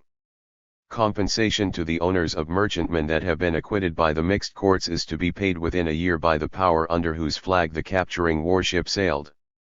The legal ground for seizing a ship is not confined to the actual presence of captive Negroes but also includes the specific equipment used in the traffic of Negroes, monocles, chains, and other instruments for securing them, as well as stores and provisions that greatly exceed the requirements of the ship's company. A ship on which such suspicious articles are found has to furnish proof of her innocence and is entitled to no compensation even in the event of acquittal. The commander of a cruiser who oversteps the authority conferred on him by the treaty is liable to punishment by his respective government. Should the commander of a cruiser of either of the contracting powers suspect that a merchant vessel under escort by one or more warships of the other contracting power is carrying Negroes on board, or was engaged in the African slave trade, or is equipped for this trade, he has to communicate that suspicion to the commander of the escort and search the suspected ship in his presence. The latter is to be conducted to the place of residence of one of the mixed courts if, according to the treaty, it comes under the category of a suspicious ship. Negroes discovered aboard convicted ships are placed under the jurisdiction of the government under whose flag the capture was made. They are to be freed at once and will remain free under guarantee of the government in whose territory they find themselves. The treaty can only be terminated after 10 years. It remains in force for a full year after the notice of termination given by one of the contracting parties. A mortal blow has been dealt the Negro trade by this Anglo-American treaty, the result of the American Civil War. Its effect will be completed by the bill recently introduced by Senator Sumner, which repeals the law of 1808 dealing with the traffic in Negroes on the coasts of the United States and punishes as a crime the transport of slaves from one American port to another. 18 This bill will go along towards paralyzing the trade that the states raising Negroes, the border slave states, carried on with the states consuming Negroes, the slave states proper. A Criticism of American Affairs 19. Karl Marx. Die Presse. August 9, 1862. No dateline. The crisis which at the moment reigns in the United States has been brought about by two causes, military and political. Had the last campaign been conducted according to a single strategic plan, the main army of the West was then bound, as previously explained in these columns, to exploit its successes in Kentucky and Tennessee, to make its way through North Alabama to Georgia, and to seize the railway junctions there at Decatur, Milledgeville, etc. The link between the eastern and western armies of the secessionists would thereby have been broken and their mutual support rendered impossible. Instead of this, the Kentucky Army marched south down the Mississippi in the direction of New Orleans, and its victory near Memphis had no other result than to dispatch the greater part of Beauregard's troops to Richmond, so that the Confederates with a superior army in a superior position here now suddenly confronted McClellan, who had not exploited the defeat of the enemy's troops at Yorktown and Williamsburg and, moreover, had from the first split up his own forces. McClellan's generalship, already described by us previously, was in itself sufficient to ensure the ruin of the biggest and best disciplined army. 20 Finally, War Secretary Stanton committed an unpardonable error. To make an impression abroad, he suspended recruiting after the conquest of Tennessee and so condemned the army to be constantly weakened just when it was most in need of reinforcements for a rapid, decisive offensive. Despite the strategic blunders and despite McClellan's generalship, with a steady influx of recruits the war, if not decided, had hitherto been rapidly nearing a victorious end. Stanton's step was all the more disastrous since the South had at that precise moment enlisted every man from 18 to 35 years old and therefore, staked everything on a single card. It is those men who have been trained in the meantime that give the Confederates the upper hand almost everywhere and secure them the initiative. They held Halleck fast, dislodged Curtis from Arkansas, beat McClellan, and under Stonewall Jackson gave the signal for the guerrilla raids that are now already pushing forward as far as the Ohio. In part, the military causes of the crisis are connected with the political ones. It was the influence of the Democratic Party that elevated an incompetent like McClellan to the position of commander-in-chief of all the military forces of the North because he had been a supporter of Breckinridge. 21 It is anxious regard for the wishes, advantages, and interests of the spokesmen of the border slave states that has so far broken off the Civil War's point of principle and deprived it of its soul, so to speak. The loyal slaveholders of these border states saw to it that the fugitive slave laws dictated by the South were maintained and the sympathies of the Negroes for the North forcibly suppressed, that no general could venture to put a company of Negroes in the field, and that slavery was finally transformed from the Achilles heel of the South into its invulnerable horny hide. Thanks to the slaves, who do all the productive work, all able-bodied men in the South can be put into the field. At the present moment, when secession stocks are rising, the spokesmen of the border states are making even greater claims. However, Lincoln's appeal to them, in which he threatens them with inundation by the abolition party, shows that things are taking a revolutionary turn. Lincoln knows what Europe does not know, that it is by no means apathy or giving way under pressure of defeat that causes his demand for 300,000 recruits to meet with such a cold response. New England and the Northwest, which have provided the main body of the army, are determined to force on the government a revolutionary kind of warfare and to inscribe the battle slogan of abolition of slavery on the Star-Spangled Banner. Lincoln yields only hesitantly and uneasily to this pressure from without, but he knows that he cannot resist it for long. Hence his urgent appeal to the border states to renounce the institution of slavery voluntarily and under advantageous contractual conditions. He knows that only the continuance of slavery in the border states has so far left slavery untouched in the South and prohibited the North from applying its great radical remedy. He errs only if he imagines that the loyal slaveholders are to be moved by benevolent speeches and rational arguments. They will yield only to force. So far, we have only witnessed the first act of the Civil War, the constitutional waging of war. The second act, the revolutionary waging of war, is at hand. Meanwhile, during its first session, Congress, now adjourned, decreed a series of important measures that we shall briefly summarize here.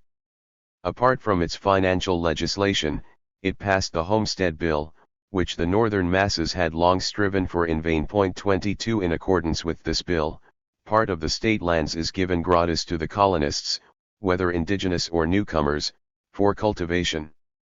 It abolished slavery. The national capital with monetary compensation for the former slaveholders. Slavery was declared forever impossible in all the territories of the United States. The act under which the new state of West Virginia is admitted into the Union prescribes abolition of slavery by stages and declares that all Negro children born after July 4, 1863, are born free. The conditions of this emancipation by stages are on the whole borrowed from the law that was enacted 70 years ago in Pennsylvania for the same purpose. By a fourth act all the slaves of rebels are to be emancipated as soon as they fall into the hands of the Republican Army. Another law which is now being put into effect for the first time provides that these emancipated Negroes may be militarily organized and put into the field against the South. The independence of the Negro republics of Liberia and Haiti has been recognized, and, finally, a treaty on the abolition of the slave trade has been concluded with Britain. Thus, no matter how the dice may fall in the fortunes of war, even now it can safely be said that Negro slavery will not long outlive the Civil War.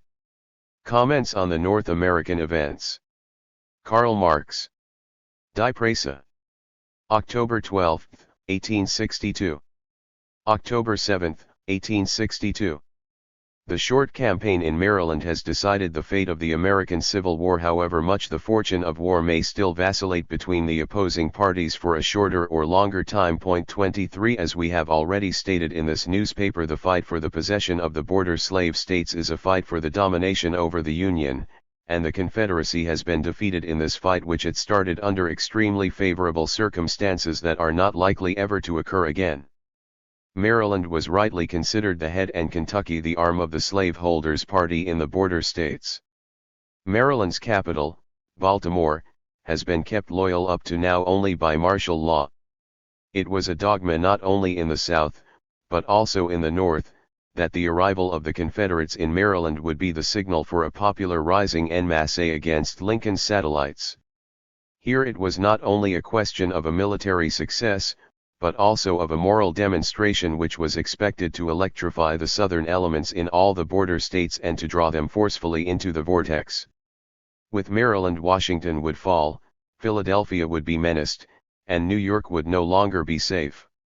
The invasion of Kentucky, the most important of the border states, owing to the size of its population, its situation, and its economic resources, which took place simultaneously, was, considered in isolation, merely a diversion, but supported by decisive success in Maryland, it could have crushed the Union Party in Tennessee, outflanked Missouri, protected Arkansas and Texas, threatened New Orleans, and, above all, shifted the theater of war to Ohio, the central state of the North, whose possession spells the subjugation of the North just as the possession of Georgia spells that of the South. A Confederate army in Ohio would cut off the west of the northern states from the east and fight the enemy from his own center. After the fiasco of the rebels' main army in Maryland, the invasion of Kentucky, which was not pressing ahead with sufficient drive and was nowhere supported by popular sympathy, was reduced to an insignificant guerrilla attack. Even the occupation of Louisville would now only unite the Great West, the legions from Iowa, Illinois, Indiana, and Ohio, so that they would form an avalanche similar to that which crashed down on the South during the first glorious Kentucky campaign. The Maryland campaign has thus proved that the waves of secession lack the power to roll over the Potomac and reach the Ohio. The South has been reduced to the defensive, but offensive operations were its only chance of success. Deprived of the border states and hemmed in by the Mississippi in the west and the Atlantic in the east, the South has conquered nothing but a graveyard. One must not forget even for a moment that when the Southerners hoisted the banner of rebellion they held the border states and dominated them politically. What they demanded were the territories. They have lost both the territories and the border states. Nevertheless, the invasion of Maryland was risked at a most favorable conjuncture. The North had suffered a disgraceful series of quite unprecedented defeats, the Federal Army was demoralized, Stonewall Jackson the hero of the day, Lincoln and his government a universal laughingstock, the Democratic Party strong again in the North, and people expecting Jefferson Davis to become president. France and England were openly preparing to proclaim the legitimacy, already recognized at home, of the slaveholders per si muave. Reason nevertheless prevails in world history. Lincoln's proclamation is even more important than the Maryland campaign. Lincoln is a sui generis figure in the annals of history. He has no initiative, no idealistic impetus, cothurnus, no historical trappings. He gives his most important actions always the most commonplace form. Other people claim to be fighting for an idea, when it is for them a matter of square feet of land. Lincoln, even when he is motivated by an idea, talks about square feet. He sings the bravura aria of his part hesitantly, reluctantly, and unwillingly, as though apologizing for being compelled by circumstances to act the lion. The most redoubtable decrees which will always remain remarkable historical documents flung by him at the enemy all look like, and are intended to look like, routine summonses sent by a lawyer to the lawyer of the opposing party, legal chicaneries, involved, hidebound actions juris. His latest proclamation, which is drafted in the same style, the Manifesto abolishing slavery, is the most important document in American history since the establishment of the Union, tantamount to the tearing up of the old American Constitution. Nothing is simpler than to show that Lincoln's principal political actions contain much that is aesthetically repulsive, logically inadequate, farcical in form, and politically contradictory, as is done by the English pinders of slavery, the Times, the Saturday Review, and Tutti Quanti. But Lincoln's place in the history of the United States and of mankind will nevertheless be next to that of Washington. Nowadays, when the insignificant struts about melodramatically on this side of the Atlantic, is it of no significance at all that the significant is clothed in everyday dress in the New World? Lincoln is not the product of a popular revolution. This plebeian who worked his way up from stonebreaker to senator in Illinois without intellectual brilliance, without a particularly outstanding character, without exceptional importance, an average person of goodwill, was placed at the top by the interplay of the forces of universal suffrage, unaware of the great issues at stake. The New World has never achieved a greater triumph than by this demonstration that, given its political and social organization, ordinary people of goodwill can accomplish feats which only heroes could accomplish in the Old World. Hegel once observed that comedy is in fact superior to tragedy and humorous reasoning superior to grandiloquent reasoning. 24 Although Lincoln does not possess the grandiloquence of historical action, as an average man of the people he has its humor. When does he issue the proclamation declaring that from January 1, 1863, slavery in the Confederacy shall be abolished? At the very moment when the Confederacy as an independent state decided on peace negotiations at its Richmond Congress, at the very moment when the slave owners of the border states believed that the invasion of Kentucky by the armies of the South had made the peculiar institution just as safe as was their domination over their compatriot, President Abraham Lincoln in Washington. Appendix 1. Newspapers quoted by Marx and Engels. English. Daily News. Engels dubs this paper, the voice of the industrial bourgeoisie in London, Marx a paper of the Manchester School, coupling it with the Morning Advertiser and the Manchester Times as a Cobden and Bright mouthpiece. 1 However, of those, only the Daily News repeated the Times's slanders against the accused in the Cologne Communist trial. During that trial the Prussian police authorities resorted to forged documents and other false evidence, not only to convict members of the Communist League in Cologne but also to defame their politics internationally. The paper joined with the Times in promoting this international anti-communist campaign and ginning up support for the arrest and extradition of German revolutionary exiles, as the Prussian police demanded. More generally, as Marx remarks, the Daily News advocates education for the working class, so that they can learn how to extract nutritive substance out of dry bones, how to make tea cakes of starch, and how to boil soup with devil's dust too. During the Crimean War, the paper served as Palmerston's secret organ, agitating for him to become prime minister with extraordinary war powers. By early 1855, Palmerston had become the official Hercules of whom the Daily News has been dreaming. The Economist, edited by James Wilson, an economic mandarin of high standing and expounder of the economical views of English capitalists. The Economist was the great free trade journal of its day. 4 Founded in 1843 as a mouthpiece of the Anti-Corn Law League, The Economist typified for Marx the vulgarization of political economy, its conversion into an apology for the status quo. Thus, The Economist opposed the 10 hours bill, because it was only in the last hour that, supposedly, the capitalist made a profit. As for economic crises, as a matter of principle, The Economist tends to explain as due to accidental circumstances, extraneous to trade and industry. 5 Marx epitomizes Wilson in these terms, not only a free trade oracle but a Whig one, too, and not only a Whig but also an inevitable treasury appendage in every Whig or composite ministry. 6 In short, Wilson was a tool of Palmerston. 7 Examiner, founded as the radical organ of Lee and John Hunt in 1808, this Sunday paper grew respectable in subsequent decades. Marx ironically terms it the first of the first-rate London weekly papers, the political Illuminati of the English press. 8 And the upmarket mouthpiece for sham radicals. 9 Still, when the English press was more or less unanimous in decrying the First International's defense of the Paris Commune, the Examiner, the only paper to behave really decently, resolutely stood up for the International in a detailed article. 10 The paper's editor in 1871, Henry Foxbourne, recalled the following in an interview with E. Balfour Bax published in the Social Democrat. E. Balfour Bax: we all know, Mr. Foxbourne, that you are a radical of the old school. But is it not true that you were the only editor in London who defended the Paris Commune in 1871? Henry Foxbourne: well. That's ancient history, and I think not quite as you put it. If I remember rightly, there were other papers in 1871 that took pretty much the same line as the Examiner, of which I was then in charge. I am not, and never have been, in accordance with all the views of Karl Marx and his successors, but it has always seemed to me that people of every sort should have as much freedom as possible in working out their own salvation, or, if it so happens, their own damnation. The manifest crimes and blunderings of the Third Empire had warranted an assertion of their rights by the Paris communards, even if they chose clumsy or offensive ways of trying to get those rights.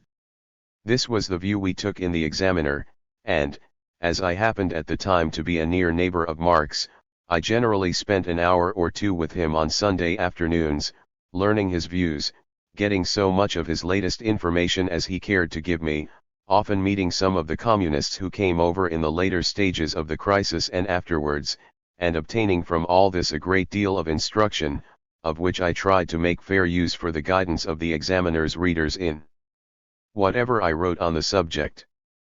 But I cannot claim to have been ever a disciple of Marx. 11. Globe and Traveller routinely counting this London daily among the ministerialist, governmental, and official press, i.e., editorially close to the Times, Marx claimed it received state subsidies under the table and regarded it as the organ of the Foreign Office. And Palmerston's paper 12 Lancet, a prestigious weekly medical journal edited by the radical Thomas Wackley. Its exposures of food adulteration led to the official inquiries that Marx later made use of in Capital. Manchester Guardian, the Palmerstonian alternative to the liberal Manchester Times. Manchester Times: Marx and Engels view this Northern English daily as comparable to the Morning Advertiser and Daily News in the capital, dubbing it the organ of the radical bourgeoisie of Manchester. 13 From November 1848 till June 1855, the paper was published as the Manchester Examiner and Times. Morning Advertiser, a radical morning paper with a daily circulation of roughly 7,000 to 8,000, second only to the Times.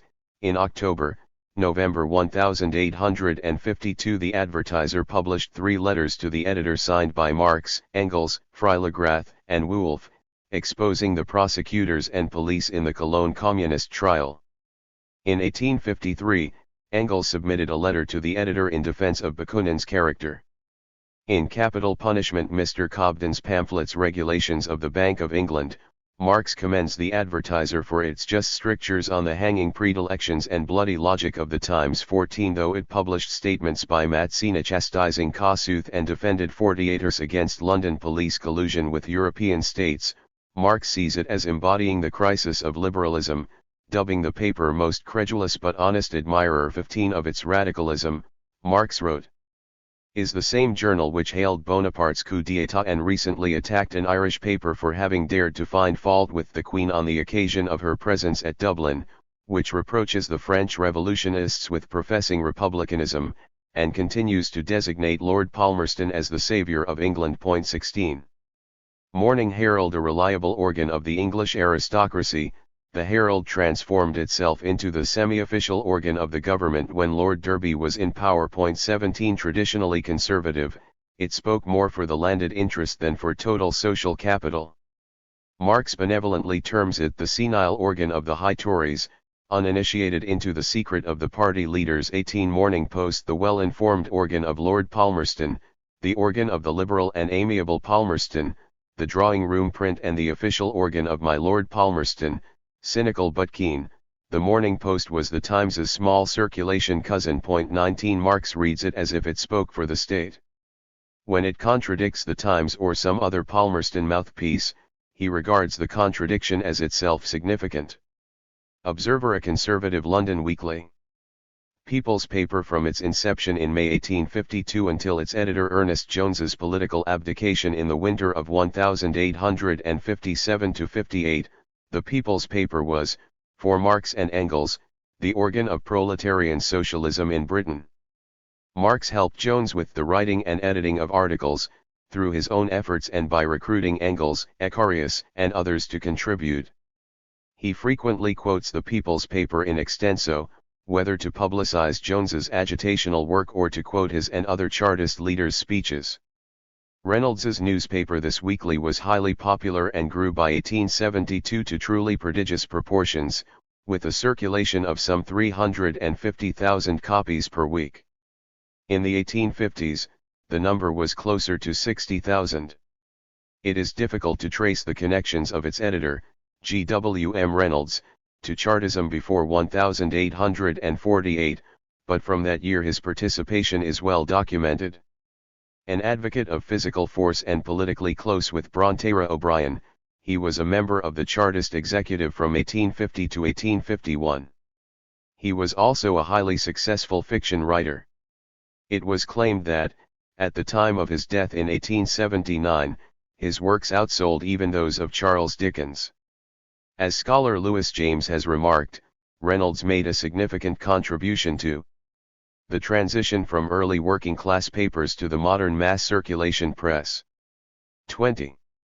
For Marx, 2 episodes stand out as regards Reynolds's newspaper. The first was Reynolds's opportunism in capitalizing on Ernest Jones's abandonment of class independence between late 1857 and early 1858. As this was happening, Marx writes Engels, recalling Jones's particularly brutal imprisonment in 1848. What do you think of our friend Jones? I still refuse to believe that the chap has sold himself. Perhaps his experience of 1848 lies heavy on his stomach. The best of it all is that out of spite against Jones, of course Reynolds is now posing in his paper as the most rabid opponent of the middle class and of all compromise. Mr. O'Brien has likewise become an irrepressible Chartist at any price. 21. Marx and Engels expected little of Reynolds. The fact that he sought advantage by claiming the ground Jones had abandoned only confirmed that mistrust. As Engels remarked, Reynolds is a far greater rogue than Jones, but he is rich and a good speculator. The mere fact that he has turned an out-and-out Chartist shows that this position must still be a profitable one. 22. But, in the short run, the Jones business is most distasteful. Reynolds will become a prominent personage thanks to Jones's maneuver. He is the only educated man who still poses as the representative of the proletariat. Au fond he is as bourgeois as Monsieur Jones has now become, though in a different way. For him this is a godsend. 23. The second significant episode involving Reynolds's newspaper had to do with the fact that the paper, by then the only remaining organ of the working class in Britain, openly supported British intervention in the U.S. Civil War on behalf of the Confederacy.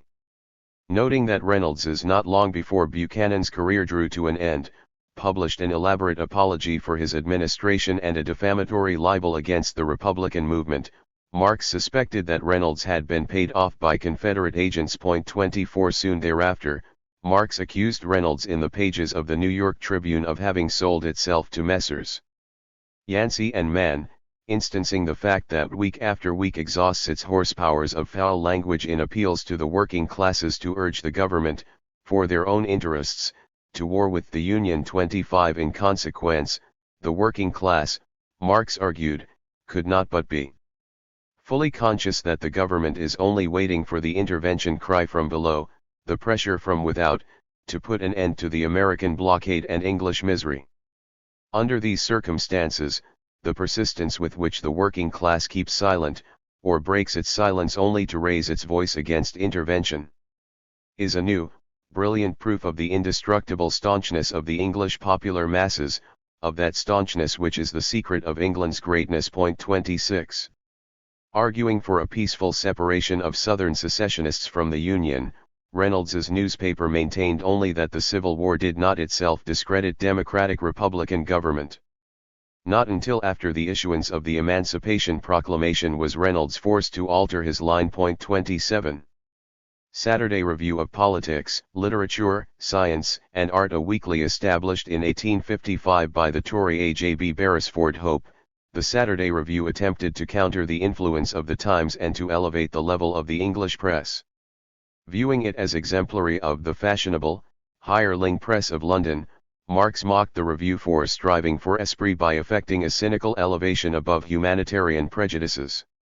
This organ of the mass intelligentsia, the corrupt lawyers, parsons, and schoolmasters that write this paper, thought to achieve superiority through a mere elevation of style. This even as have smirked their approbation of the slaveholders since the outbreak of the American Civil War. 28 Spectator launched in 1828 by Robert Stephen Rintoul, this London weekly began as a voice of educated radicalism. By the 1850s it had joined the ranks of the Palmerston Press. Times when Marx was preparing to master his new profession of English journalist, he took William Cobbett, the great English radical journalist of the early 1800s, as a model. Apart from an arch English style, Marx picked up from Cobbett the sobriquet, the bloody old Times. 29 In 1845, adverting to the Times, Thomas Carlyle had remarked, Queen Elizabeth used to tune her pulpits. When there was any great thing in hand, as governing persons now strive to tune their morning newspapers. 30 Marx, for his part, recognized the Times as the old enemy, a former mouthpiece for the aristocracy turned fully imperialist. Marx dubs it the Grand Kafta of the Palmerstonian papers. For Marx, there are distinct parallels, affinities, and complicities between French and British imperialism, so it was fitting that the French imperial mouthpiece, Le Moniteur, should have an English counterpart. The paper was the purest expression of the private state paper, of the Palmerstonian press. As he wrote, since the French coup d'état, when the government by faction was in England superseded by the government by the coalition of factions, and Palmerston, therefore, found no longer rivals endangering his usurpation, the Times became his mere slave. He had taken care to smuggle some of its virtue into the subordinate posts of the cabinet and to cajole others by their admission into his social circle. Since that time, the whole business of the Times so far as the foreign affairs of the British Empire are concerned is limited to manufacturing a public opinion to conform to Lord Palmerston's foreign policy.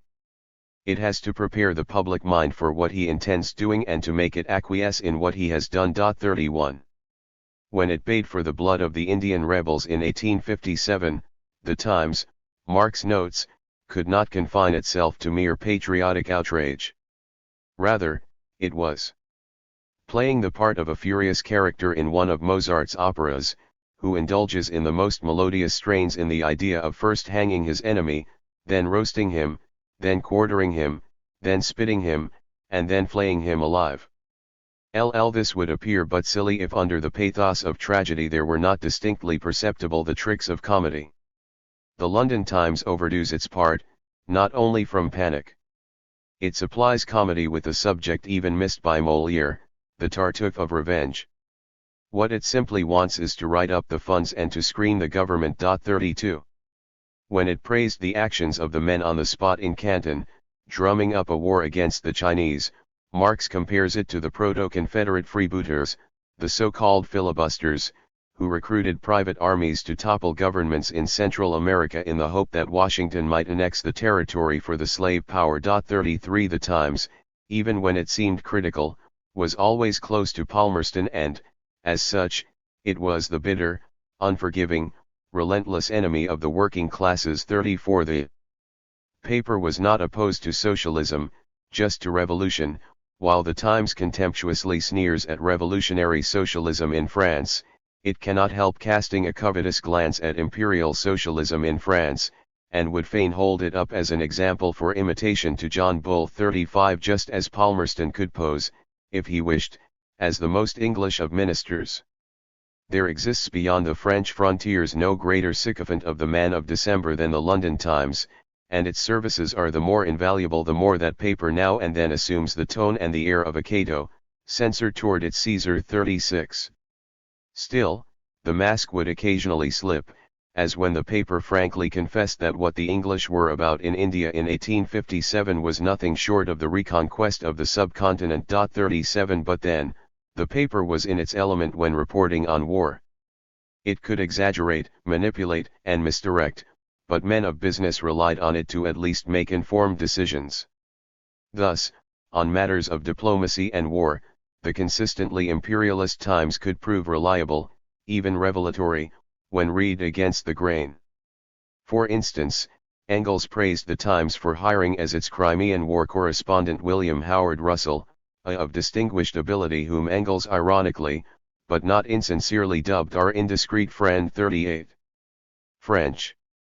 Le Constitutionnel, originally owned and published by Louis Désir Véron, Le Constitutionnel was Orleanist until the 1848 revolution, during which it espoused a bourgeois monarchist program. After the coup d'état, it became Bonapartist. As Engels puts it bluntly, the French government to the world through the columns of the Paris Constitutionnel. 39 Marx comments as follows on the transformation of the press in its most acute, French form and how it paralleled the transformation of the state. One of the most characteristic tricks of Bonapartist comedy is to put its old, worn dramatis personae on stage over and over again as brand new heroes. Bill Alt comes on in place of Persigny, and then Persigny comes on in place of Bill Alt. And likewise in the Decembrist press. Grandguillet, Cassagnac, Lemeric are tossed to and fro between the Constitutionnel, the Pays, and the Patrie. Monsieur Véron, the bourgeois de Paris, is replaced by Chesena as director of the Constitutionnel, Chesena by Courcheval, Courcheval by Cassagnac, Cassagnac by René, René by Grandguillet, and, after 6 years, Véron comes on again in his old spot, as a brand new hero. Likewise under the constitutional system, Thiers became new as soon as Guizot was worn out, and Mole new as soon as Thiers was worn out, and then the round was repeated. However, these different men represented different parties and tendencies. If they pushed one another out in order to follow one another, and followed one another in order to push one another out again, then their toing and froing only showed the oscillations in the balance of the parties that in general formed the Pays legal under Louis Philippe. But Bill Alt or Persigny, Wayloski or Thuvenel, Laroquette or Fauld, Grandguillet or Lemeric. It is what the English call a distinction without a difference. They all represent the same thing, the coup d'état. They do not represent different interests and parties among the people. They only represent different facial features of the emperor. They are only different masks, behind which the same head is hidden. 40. Le Moniteur Universel. Prior to Bonaparte's coup, Le Moniteur Universel was already France's official newspaper, but under the Second Empire it was reorganized and made less expensive. Marx termed it variously the Great Official Moniteur, the Stock Jobbing Moniteur, Lying Moniteur, etc. 41. By extension, Marx deemed any paper, whether actually a state paper or private, a moniteur if it expresses the interest of the state itself. La Nation, Organe quotidien démocrate socialiste, a Belgian petty bourgeois democratic paper. Pays, Journal de l'Empire. Originally a conservative republican paper, it served as another unofficial newspaper for the Bonapartist regime under the Second Empire. It dutifully adopted the subtitle Newspaper of the Empire on the day the Empire was declared in 1852. Appendix 2. Newspapers for which Marx or Engels wrote more than a single article or letter to the editor, 1851-62. The Free Press. London Weekly Journal of the Foreign Affairs Committee, published by the Russophobe and virulent anti-Chartist David Urquhart. From December 29, 1855, to February 16, 1856, the paper reprinted Marx's 8-part Story of the Life of Lord Palmerston series and, between August 1856 and April 1857, the 13-part Revelations of the Diplomatic History of the 18th Century. In September 1859, Marx submitted to it a letter to the editor written by Engels pointing out Russian secret involvement in the Battle of the Taku Forts in the Second Opium War. It was affiliated to the Sheffield Free Press, which published parts of Palmerston as separate flysheets. Nieuwe Ouderzeitung, broadly liberal in outlook, this Breslau daily was edited by Morris Elsner between 1849 and 1855. Apart from the Tribune, Marx contributed more to this paper than to any other in his lifetime, save those he himself edited. Altogether, between January and November 1855 he contributed to it roughly 130 articles. The paper gave him an outlet on the continent after having been largely cut off from readers there for more than 5 years. As he wrote to Elsner, "As you are aware, I edited a Prussian newspaper under censorship for a whole year. So I am quite familiar with the torments which the Nieuwe Ouderzeitung may have to endure under a new form of censorship, and it is these difficulties, the underhand struggle against the established powers, which incline me to work in the interest of this paper." After working for Elsner for some time, he related his admiration for him as follows: "Considering the difficult circumstances and the limited space at your disposal, your paper is, in my opinion, edited with great skill and tact and in such a way that the intelligent reader may read between the lines." To New York Tribune between August 1851 and March 1862, Marx and Engels published in this left Republican paper an estimated 487 articles. Of those, roughly 350 were written by Marx, 125 by Engels, and 12 jointly. As mentioned in the introduction, the Tribune constitutes the main source for this volume. One-term congressman and one-time presidential candidate Horace Greeley founded and edited the Tribune, but Marx dealt with the paper's managing editor, Charles A. Dana. In his youth Dana had been a leading spirit at the Brook Farm Commune, helping to publish its Fourierist paper, The Harbinger. In 1846 the Brook Farm experiment collapsed, and the following year Dana joined the Tribune staff. The year after that he traveled to Europe to report on the revolution, meeting many revolutionaries and sending a series of dispatches back to New York. Shedding his erstwhile Fourierism, Dana became an admirer of Proudhon and the Social Democrats. Upon his return to the States, he helped to shift the editorial line of the Tribune to the left. 3 In November 1848, he met Marx and Ferdinand Freiligrath in Cologne. Some 3 years later, in early August 1851, Marx received the proposal from him to write for the New York paper. The circulation figure commonly cited for the Tribune of roughly 250,000 applies to the paper's weekly edition. This was widely disseminated to subscribers across the United States, containing editorials and articles drawn from the daily editions. The circulation of the daily was considerably smaller, distribution being confined to New York. Notes to the People. This Chartist weekly was published by Ernest Jones from May 1851 to May 1852. In addition to publishing Marx's The Constitution of the French Republic adopted November 4, 1848, as well as a translation of Marx's Neue Rheinische article, The June Revolution, under the title June 29, 1848, from February to April 1852. Notes also carried Engels's The Real Causes Why the French Proletariat Remains Comparatively Inactive in December, last in 3 installments. Marx was swiftly acquiring English in these years, and Jones was fluent in German. So, given their political alliance, it is unsurprising that, in addition to enlisting as contributors Johann Georg Ecarius, Konrad Schramm, and Wilhelm Pieper, Marx collaborated closely with Jones on the notes. Looking back in 1864, Marx remarked to Engels, "A couple of numbers of E. Jones' notes to the People happened to fall into my hands again. As far as the economic articles are concerned, the main points in them had been written directly under my guidance and partly even in direct collaboration with myself. Well, what do I find in them? That at that time we conducted the same polemic, only better, against the cooperative movement as Lassalle conducted against Schulz-Delitzsch in Germany 10 to 12 years later. Point 4. The People's paper Marx and Engels supported this Chartist weekly as they had its predecessor, Notes to the People. Indeed, this was Marx's primary outlet in England at the time. Between October 1852 and December 1856, he wrote some 30 articles for it.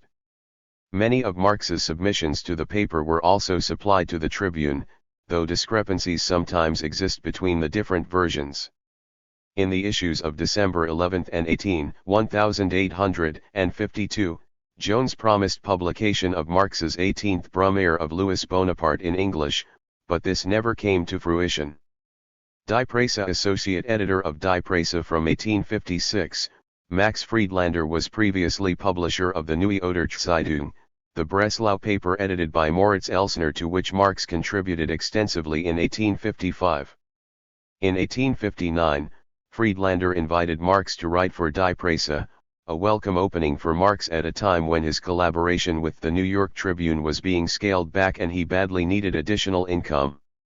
Owing largely to its anti-Bonapartist line, Die Presse had a fairly large readership, giving Marx an opportunity to reach a broad German and Austrian audience.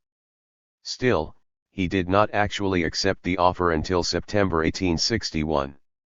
Altogether, he submitted, with some help from Engels, 52 articles to this liberal Viennese organ between October 1861 and December 1862. 6 of these are included here, all but one of which address the American Civil War. Die Reform. Marx wrote 8 articles for this publication of the Amerikanische Arbeiterbund between May 1853 and February 1854.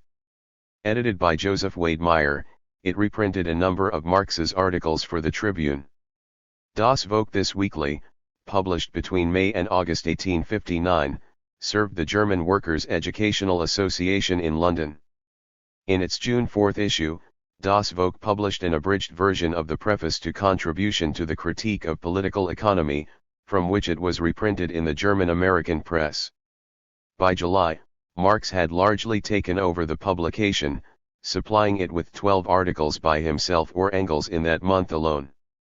Altogether, they wrote 16 articles for it, 3 of which are collected here, one on Ernest Jones and Engels's 2-part review of Marx's contribution. Appendix 3. Chronology, Socialism, Marxism, and Imperialism, 1815 to 1899. Chronology 1815 to 47. 1815. Battle of Waterloo and the Treaty of Vienna signal the definitive end of French Revolution. Robert Owen publishes observations on the effect of the manufacturing system. 1817. David Ricardo publishes the Principles of Political Economy and Taxation. 1817 to 18. Third Anglo-Maratha War destroys the last major obstacle to East India Company paramountcy in the Indian subcontinent. 1818. Karl Marx is born. 1819. 60,000 people mass in St. Peter's Field, Manchester, to demand parliamentary reform. They are charged by troops in what comes to be known as the Peterloo Massacre. Cotton Mills and Factory Act in Britain. Jean-Charles Leonard de Sismondi publishes Nouveaux Principes d'économie politique. 1820. Friedrich Engels is born. Missouri Compromise establishes a line of latitude above which slavery cannot expand in America. GWF. Hegel publishes Elements of the Philosophy of Right. 1824. Trade unions legalized in Britain. 1825. Henry de Saint-Simon publishes Nouveau Christianisme. Thomas Hodgkin publishes Labor Defended Against the Claims of Capital. 1829. Metropolitan Police Act creates the modern constabulary, i.e., a nationally standardized, full-time, professional, armed civilian police in Great Britain, popularly deemed Blue Devils and Peel's Bloody Gang. Officers were resented and sometimes attacked. 1830. July Revolution in France.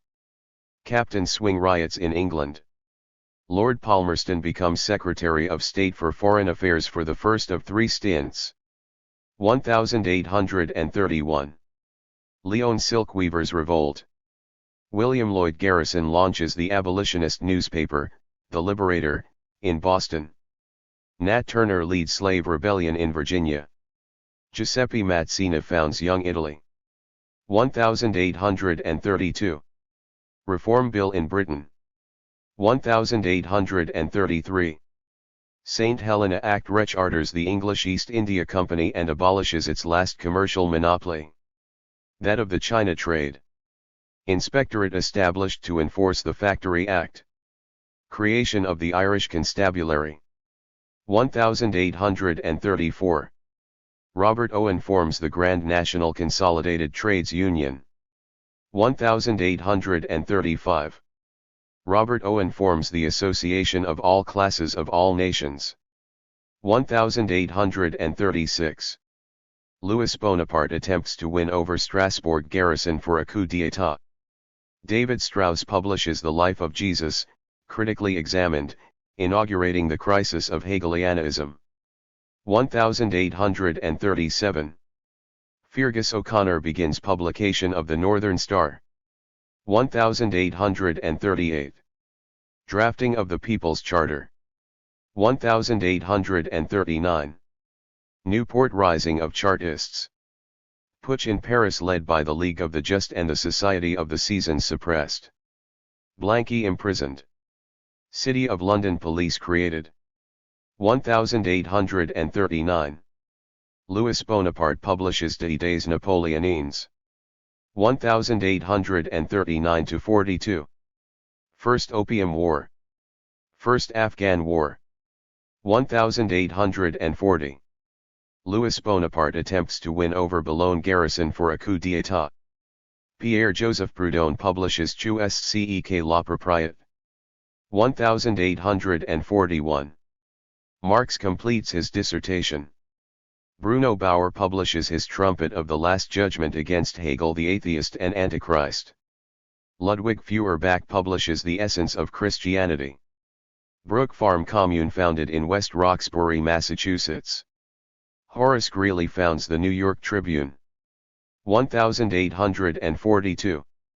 Second presentation of People's Charter, refusal leads to general strike in industrial districts known as the Plug Plot Riots. Detective branch of the London Police created. 1842-43. Marx edits Reinigungszeitung in Cologne. 1843. Karl Marx marries Jenny von Westphalen. They move to Paris. Marx's critique of Hegel's philosophy of right. So-called supplementary treaty grants extraterritorial rights to British subjects. 1844. Silesian Weavers Uprising. Marx publishes Introduction to the Critique of Hegel's Philosophy of Right. Marx's economic and philosophic manuscripts. Engels publishes Outlines of a Critique of Political Economy. Marx and Engels solidify partnership. 1845. Engels publishes The Condition of the Working Class in England. Marx and Engels publish The Holy Family. Marx expelled from Paris. 1845–46. First Anglo-Sikh War. Marx and Engels as the German ideology. 1845–49. Great Irish Famine. 1846. Repeal of the Corn Laws. Krakow Uprising. 1846–48. Mexican-American War results in the annexation of New Mexico, Arizona, and California by the United States. 1847. Passage of the 10 Hours Bill. Marx publishes The Poverty of Philosophy. Marx delivers Wage, Labor and Capital as lectures in Brussels. 1847–48. Campaign of the Political Banquets by French Opposition. 1848–64 Detailed chronology. 1848. January.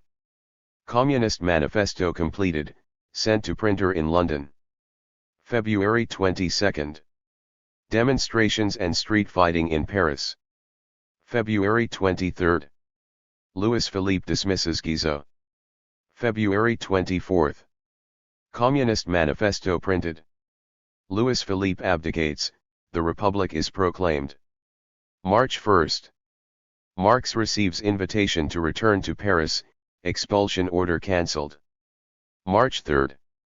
Lajos Kossuth calls for representative government in Hungary. March 5. Marx arrives in Paris. March 12–13. Uprisings in Vienna, Metternich resigns. March 18–19. Demonstrations and street fighting in Berlin. April 6. Marx and Engels depart Paris for Cologne. April 10. Presentation of the People's Charter petition in London, in the face of armed opposition. It collapses in confusion. April 23. National Assembly elected in Paris. May 15. Blanqui arrested for leading a demonstration against the National Assembly. June 1. Neue Rheinische begins publication, bearing the subtitle Organ der Demokratie. It advocates for the revolutionary republican unification of Germany and war against Russia, denounces treachery of bourgeoisie. The only possibilities are absolutist feudal counter-revolution or social republican revolution. June 23–26. During the June days in Paris, workers mount armed resistance to the closing of the national workshops. General Cavaignac is appointed dictator to suppress the revolt. The workers are slaughtered, imprisoned, and or deported. September 26. Neue Rheinische is banned and a state of emergency is declared. October 6–7. Vienna Uprising. October 12. Neue Rheinische resumes publication. October 16. Street fighting in Berlin. October 17–31. Counter-revolution in Vienna. November. Marx meets Charles A. Dana in Cologne. December 5. King of Prussia dissolves the Prussian Assembly and imposes a constitution that retains power in his hands. December 10. Louis Bonaparte elected President of the French Republic. 1848–49. Second Anglo-Sikh War extends the borders of British India to the subcontinent's natural frontiers. 1849. February 7. Marx and Engels are tried for defamation of prosecutor and police. They speak in their own defense and are acquitted. February 9. Pope Pius IX flees. The Roman Republic is proclaimed to be governed by a triumvirate composed of Carlo Armolini, Giuseppe Mazzina, and Aurelio Saffi. April, June. Louis Bonaparte siege of the Roman Republic. Garibaldi leads the resistance. May. Uprisings in Dresden, the Palatinate, Baden, and Rhenish Prussia in defense of the constitution adopted by the National Assembly on March 28, 1849. May 19. Neue Rhenisch-Zeitung finally shut down. June 13. A demonstration by Les Drôles Montagnes, now calling themselves Social Democrats, leads to the last major, if abortive, Parisian revolt of the Revolution. June 29. Roman Republic defeated. June, July. Engels joins the Baden Palatinate insurrection. August 26. Deported from Paris, Marx arrives in London. September. Reconstitution of Central Committee of the Communist League. November 12. Engels arrives in London. 1850. March. Address of the Central Committee to the Communist League analyzes the failure of the revolution and advocates for a strategy of class independence and permanent revolution. March, May. The first 4 issues of Neue Rhenisch-Zeitung, Politisch-Ökonomische Review appear in Hamburg, serializing Marx's class struggles in France, 1848-50 and Engels's campaign for the German imperial constitution. April 5. Marx and Engels participate in an international meeting commemorating Robespierre's birthday organized by the Fraternal Democrats. April. The Communist League, Blanquists, and the left wing of the Chartists form the Universal Society of Communist Revolutionaries and agree to a 6-point program that includes the goal of dictatorship of the proletariat. May 31. Universal suffrage curtailed in France. June. Marx obtains a reader's card for the British Museum. July. Marx commences a systematic study of recent economic history, concluding that, as 1847 crisis occasioned 1848 outbreak, so returning prosperity enables the present reaction. July 15. Charles A. Dana writes first letter to Marx. September. Split in the Communist League between Marx Engels and Willich Schapper. Marx begins the London Notebooks, an integrated series of numbered notebooks of excerpts on political economy. October 9. Marx, Engels, and George Julian Harney write London Blanquists stating that they consider Universal Society of Communist Revolutionaries to be disbanded. November. Engels departs for Manchester to work at Ehrman and Engels. November 9-30. An English translation of the Communist Manifesto appears in Harney's Red Republican. November 29. The final issue of Neue Rhenisch-Zeitung, Politisch-Ökonomische Review, double issue labeled May, October, appears in Hamburg. It includes the entirety of Engels's Peasant Wars in Germany and the final section of Marx's Class Struggles in France, which declares the revolution is finished. 1850-64. Taiping Rebellion, a civil war in southern China, results in tens of millions of deaths. 1851. January 5. Engels attends Chartist meeting at which Ernest Jones defends the left Chartist platform. February. Split widens within Communist League between Marx and Engels and the Willich Schapper faction. G. J. Harney sides with the right of the émigré radicals, Jones with Marx and Engels. March 3-4. Marx and Engels translate into English and German and distribute tens of thousands of copies of the text that Blanqui sent to London émigré revolutionaries, but which Willich, Schapper, Louis Blanc, Harney, et al. had tried to suppress. It declared the guiltiest of all to be those in whom the people, deceived by their fine phrases, saw its sword and shield. April. Gesammeltaufsätze von Karl Marx is published in Cologne by Hermann Becker, comprising articles from 1842 to 1843, planned second volume never appears. May. Ernest Jones launches Notes to the People, Marx assists with both contributions and editing. May, October. The Prussian government arrests members of Communist League, putting them on trial. August. Dana invites Marx to write for the New York Tribune. Engels begins writing Germany, Revolution and Counter-Revolution, which is serialized from October 1851 to October 1852. September 29. Joseph Wade Meyer leaves for America.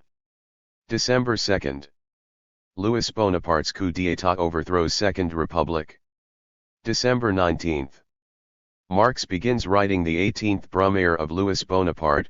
From January 1 to March 25, Marx sends Wade Meyer in New York 7 installments intended for serialized publication. Instead, as Marx writes, in the spring of 1852 began to publish a monthly, Die Revolution, whose first number consists of my 18th Brumaire. December 21. Universal suffrage plebiscite approves of Louis Bonaparte's coup d'état. 1852. March 20. Harriet Beecher Stowe publishes Uncle Tom's Cabin. May. Ernest Jones launches the People's Paper with assistance from Marx. May 19. The 18th Brumaire of Louis Bonaparte published in New York. May, June. Marx and Engels write The Great Men of Exile. July. British parliamentary election establishes the Tory who ministry under Lord Derby. It collapses in December. August. Marx writes his first articles for the New York Tribune on the English elections. Engels translates them into English. October 4 to November 12. Trial of the Cologne members of the Communist League. October, December. Marx writes Revelations concerning the Cologne Communist trial, which appears in Switzerland in January and in the New England Zeitung in March. April 1853, Marx remarks to Engels on October 27, 1852, "My pamphlet is not intended to defend any principles but to brand the Prussian government on the basis of an account of the facts and the course of the trial." November 17. Marx recommends that the Communist League be dissolved.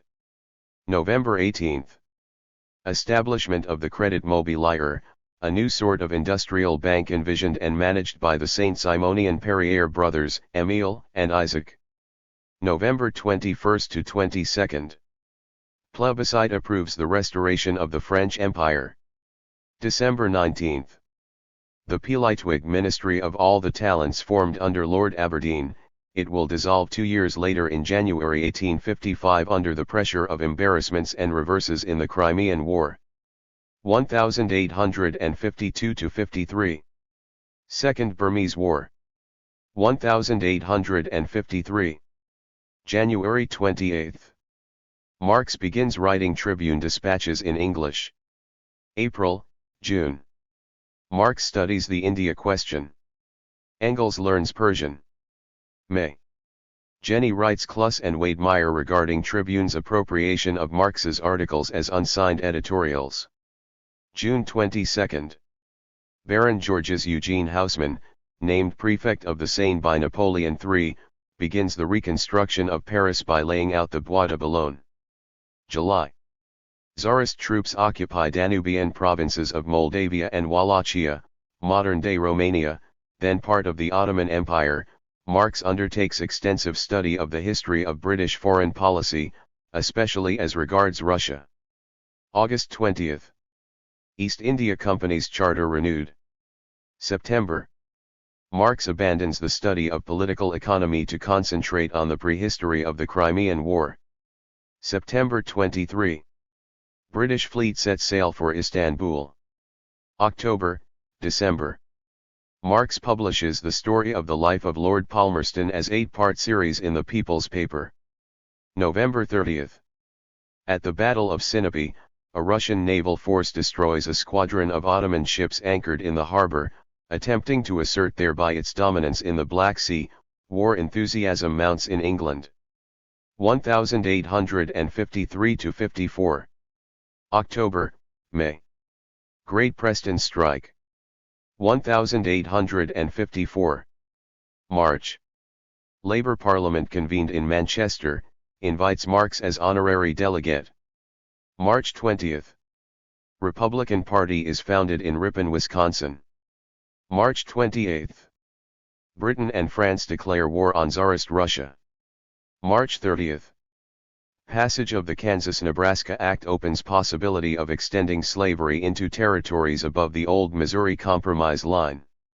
September 9, December 2. Marx publishes Revolutionary Spain as 9-part series in Tribune.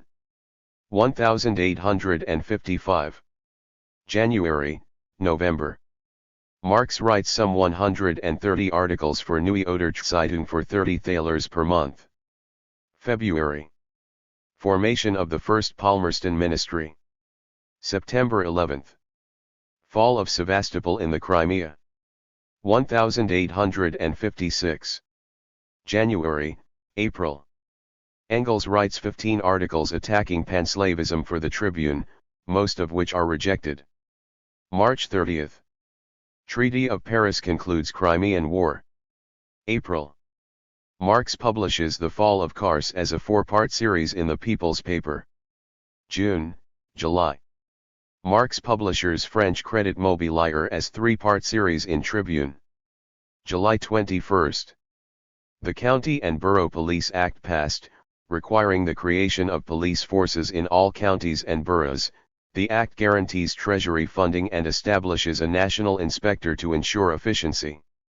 October, December. Arrow incident leads to conflict between British and Chinese officials, ultimately to the shelling of Canton and the outbreak of the Second Opium War.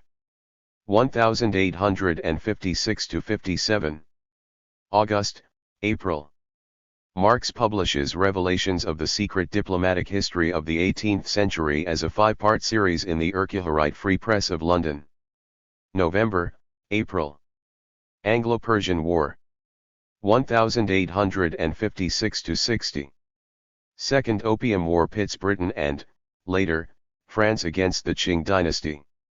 1857. February 24 to March 3. Parliamentary debate on the Arrow case leads to the defeat of Palmerston, who appeals to the electorate. March 6.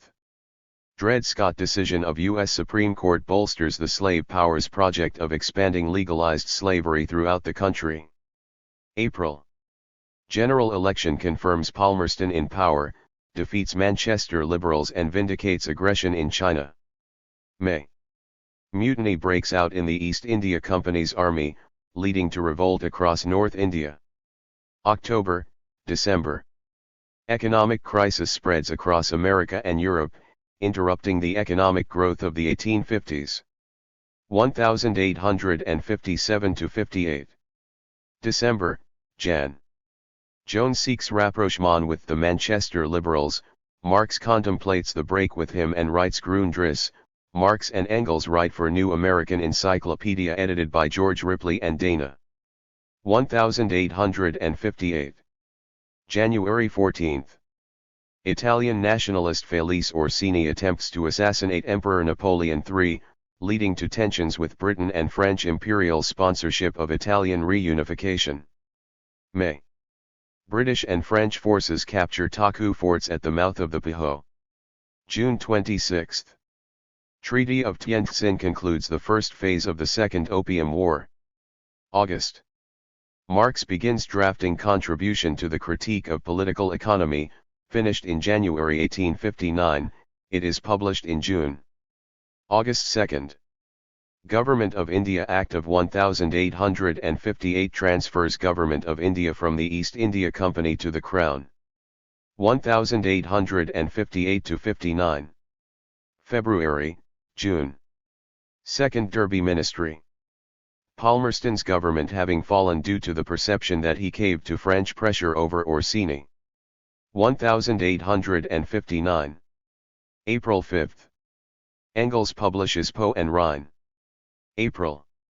Gladstone joins Russell and Palmerston to form Liberal Party. June. New phase of the Second Opium War begins. April, July. Italian War of 1859 fought by the French Empire and Piedmont Sardinia against the Austrian Empire. May, August. Marx and Engels write for Das Volk, organ of the German Workers' Educational Association in London, In July Marx takes over the paper's editorship and management. August 19. Louis Bonaparte amnesties all revolutionary exiles. October 16 to 18. John Brown leads raid on U.S. arsenal in Virginia. Jefferson Davis cited this as a ground for secession. Brown celebrated by abolitionists. On January 12, 1860, Marx opines in a letter to Engels that the most momentous thing happening in the world today is the slave movement. In America started by the death of Brown and in Russia. 1859-65. June, October. Second Palmerston Ministry, regarded as first liberal government. After Palmerston's death in 1865, it continues under Russell until June 1866. 1860. February 23. Cobden-Chevalier Treaty eliminates trade barriers between Britain and France. April. Engels publishes Savoy, Nice, and Rhine, sequel to Poe and Rhine. May 18. London Trades Council founded. November 30. Marx publishes Herr Voigt, an anti-Bonapartist polemic that is banned in France. 1860-61. Expedition of the Thousand, a campaign undertaken in 1860 by Giuseppe Garibaldi's Red Shirts, overthrows the Bourbon Kingdom of the Two Sicilies. 1861. 1861. Writing for the Tribune slows to a trickle, Marx publishes in it only 10 articles. February 18. Proclamation of the Kingdom of Italy. March, November. Marx undertakes a campaign of support for Louis Auguste Blanqui, whom Marx terms the head and heart of the proletarian party in France. March 3. Emancipation of the serfs of Russia. March 4. Abraham Lincoln inaugurated 16th President of the U.S. April 12. Confederate forces bombard Fort Sumter in Charleston Harbor, inaugurating the U.S. Civil War. 1861-1862. October, December. Marx and Engels write for Die Presse, a liberal Viennese daily that proves an important outlet for Marx and Engels to write on the U.S. Civil War. 1861-63. Marx drafts the 1861-63 manuscript of Capital, which forms the basis of theories of surplus value and includes material that will be reworked in volumes 1 to 3. 1861-67. French intervene in Mexico. Capture of Mexico City in 1863 leads to the installation of Maximilian I as emperor. In 1867 he is executed and the Mexican Republic restored. 1862. January Trent affair nearly precipitates British entry into civil war on the side of the Confederacy. February 15. Marx's last submission, The Mexican Imbroglio, is published in the New York Tribune. June 5. Treaty of Saigon formalizes French imperial possession in the Mekong Delta in Vietnam. Soon thereafter King Norodom of Cambodia requests French protectorate. August, October. Confederate Army's Kentucky campaign ultimately results in retreat from the important border state. September 4 to 20. Confederate Army's Maryland campaign culminates in the Battle of Antietam, though the battle was a Union victory and occasions Lincoln's issuance of the preliminary Emancipation Proclamation. Union General McClellan fails to pursue and smash the Confederate Army. September 22. Lincoln issues preliminary Emancipation Proclamation, which goes into effect on January 1, 1863. December 4. Marx's last submission, English Neutrality. The situation in the southern states, appears in Die Presse, ending Marx's career as a professional journalist. 1863. January 1. Emancipation Proclamation goes into effect. January 6. Engels's lover, Mary Burns, dies. January 22. Insurrection in Poland breaks out. Marx writes to Engels. The era of revolution is now again fairly opened in Europe. March 26. Marx attends mass meeting in solidarity with the union organized by himself and Ecarius through the London Trade Union Council with John Bright as principal speaker. May 23. Ferdinand Lassalle founds the General German Workers' Association in Leipzig. May, June. Coalition of Legitimists, Liberals, and Republicans form Union Liberal. The opposition group gains 40 seats in the core legislative elections. June. Lassalle meets with Bismarck, proposes an anti-bourgeois social dictatorship based on the support of the proletariat expressed through universal suffrage. July. Union victories at Gettysburg and Vicksburg. 1863–64. Marx and Engels instruct their German followers to promote a revolutionary current within Lassalle's ADAV, despite their wariness of Lassalle's desire to become a future workingman's dictator and his flirtation with state socialism. The ever-victorious army formed of Chinese imperial soldiers and foreign volunteers under the command of Charles George Gordon crushes the Taiping Rebellion. 1864. May 9. Wilhelm Wolff dies, leaves Marx £800 and his library. 3 years later, Marx dedicates Capital to him as an intrepid, faithful, noble protagonist of the proletariat. August 31. Ferdinand Lassalle dies in a duel. September 28.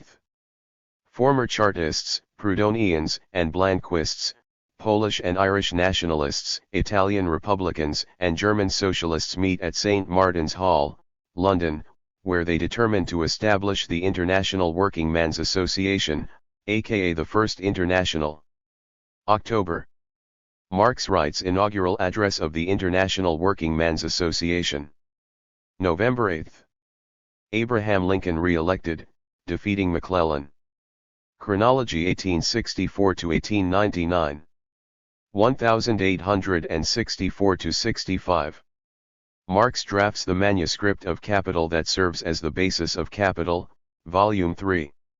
1865. Marx delivers lectures later published as Value, Price, and Profit. 1866. U.S. Civil War concludes with Union victory. London Conference of the IWMA. Austro-Prussian War results in Prussian hegemony over other German states, setting the stage for a Kleindeutsches Reich, a German empire without Austria led by Prussia. First Congress of the IWMA, Geneva. 1867. Marx's Capital First German edition. Second Congress of the IWMA, Lausanne, sees contest with Proudhonists over the agrarian question and the struggle for political freedoms. Second Great Reform Bill roughly doubles the British electorate. Fenian Rising against British rule in Ireland organized by the Irish Republican Brotherhood. 1868. French governmental prosecution of IWMA in France. Third Congress of the IWMA, Brussels. On Marx's advice, the General Council refuses the application for admission as an independent organization of the Bakuninist Alliance. 1869. Ernest Jones dies. Engels ceases work at Ehrman and Engels, settles an annuity on Marx. Fourth Congress of the IWMA. Basel. Second edition of the 18th Brumaire of Louis Bonaparte.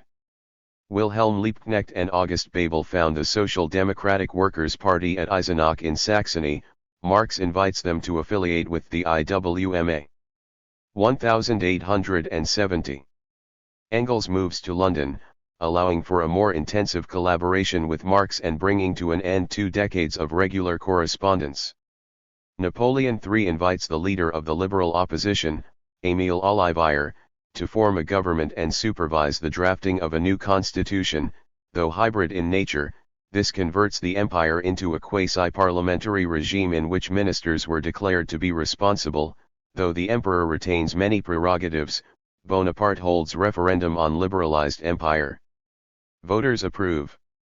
Conflict erupts between Bakunin and Marx in the IWMA as the former's agents spread slanders about the latter being an agent of Bismarck, and Marx circulates confidential accounts of Bakunin's attitudes and activities.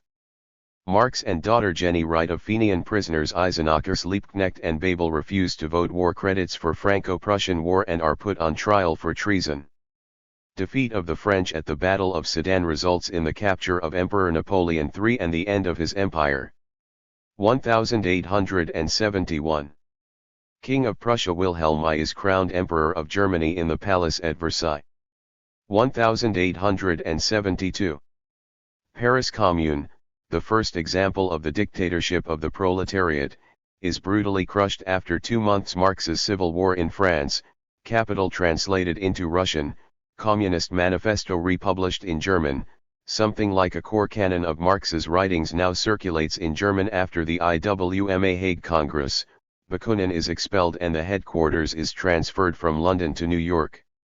Effectively ending the international French translation of Capital, Volume 1, executed by Marx himself, it appears in installments and is completed in 1875. 1873. Second German edition of Capital, Volume 1. Panic of 1873 triggers global depression. 1874. Second Treaty of Saigon gives the French control of South Vietnam. 1875. Germany's two social democratic parties, the Lassaline ADAV and Marxist SDAP, unite at Gotha to form the Social Democratic Party of Germany. Marx drafts critique of the Gotha program. 1876. Queen Victoria is crowned Empress of India. 1877. Compromise of 1877 makes Rutherford B. Hayes U.S. President, marking the definitive end of Reconstruction formation of the Socialist Labor Party of America. 1878. Engels publishes Herr Eugen Düring's Revolution in Science. Anti-socialist law is instituted in Germany, lasts until 1890. 1879. The first issue is published of Der Sozialdemokrat, central organ of the German Social Democrats. 1880. Engels publishes Socialism. Utopian and scientific. Marx and Jules Guesde write the program of the French Parti ouvrier. 1881. Jenny Marx dies. Bismarck opens debate in his imperial message to the Reichstag on the subject of welfare state provisions, using the term practical Christianity to describe them. Program includes health insurance, accident insurance, disability insurance, and retirement pensions. 1883. Daughter Jenny dies. Karl Marx dies. 1884. Engels publishes Origins of the Family, Private Property, and the State. 1885. Berlin Conference formalizes the scramble for Africa amongst European imperialist powers. King Leopold establishes Congo Free State. Third Anglo-Burmese War. Marx's Capital, Volume 2, published by Engels. 1887. French Indochina formed. 1889. Second International founded. 1891. German Social Democracy adopts Erfurt Program. 1893. Formation of the Independent Labour Party in the UK. 1894. Marx's Capital, Volume 3, published by Engels. 1895.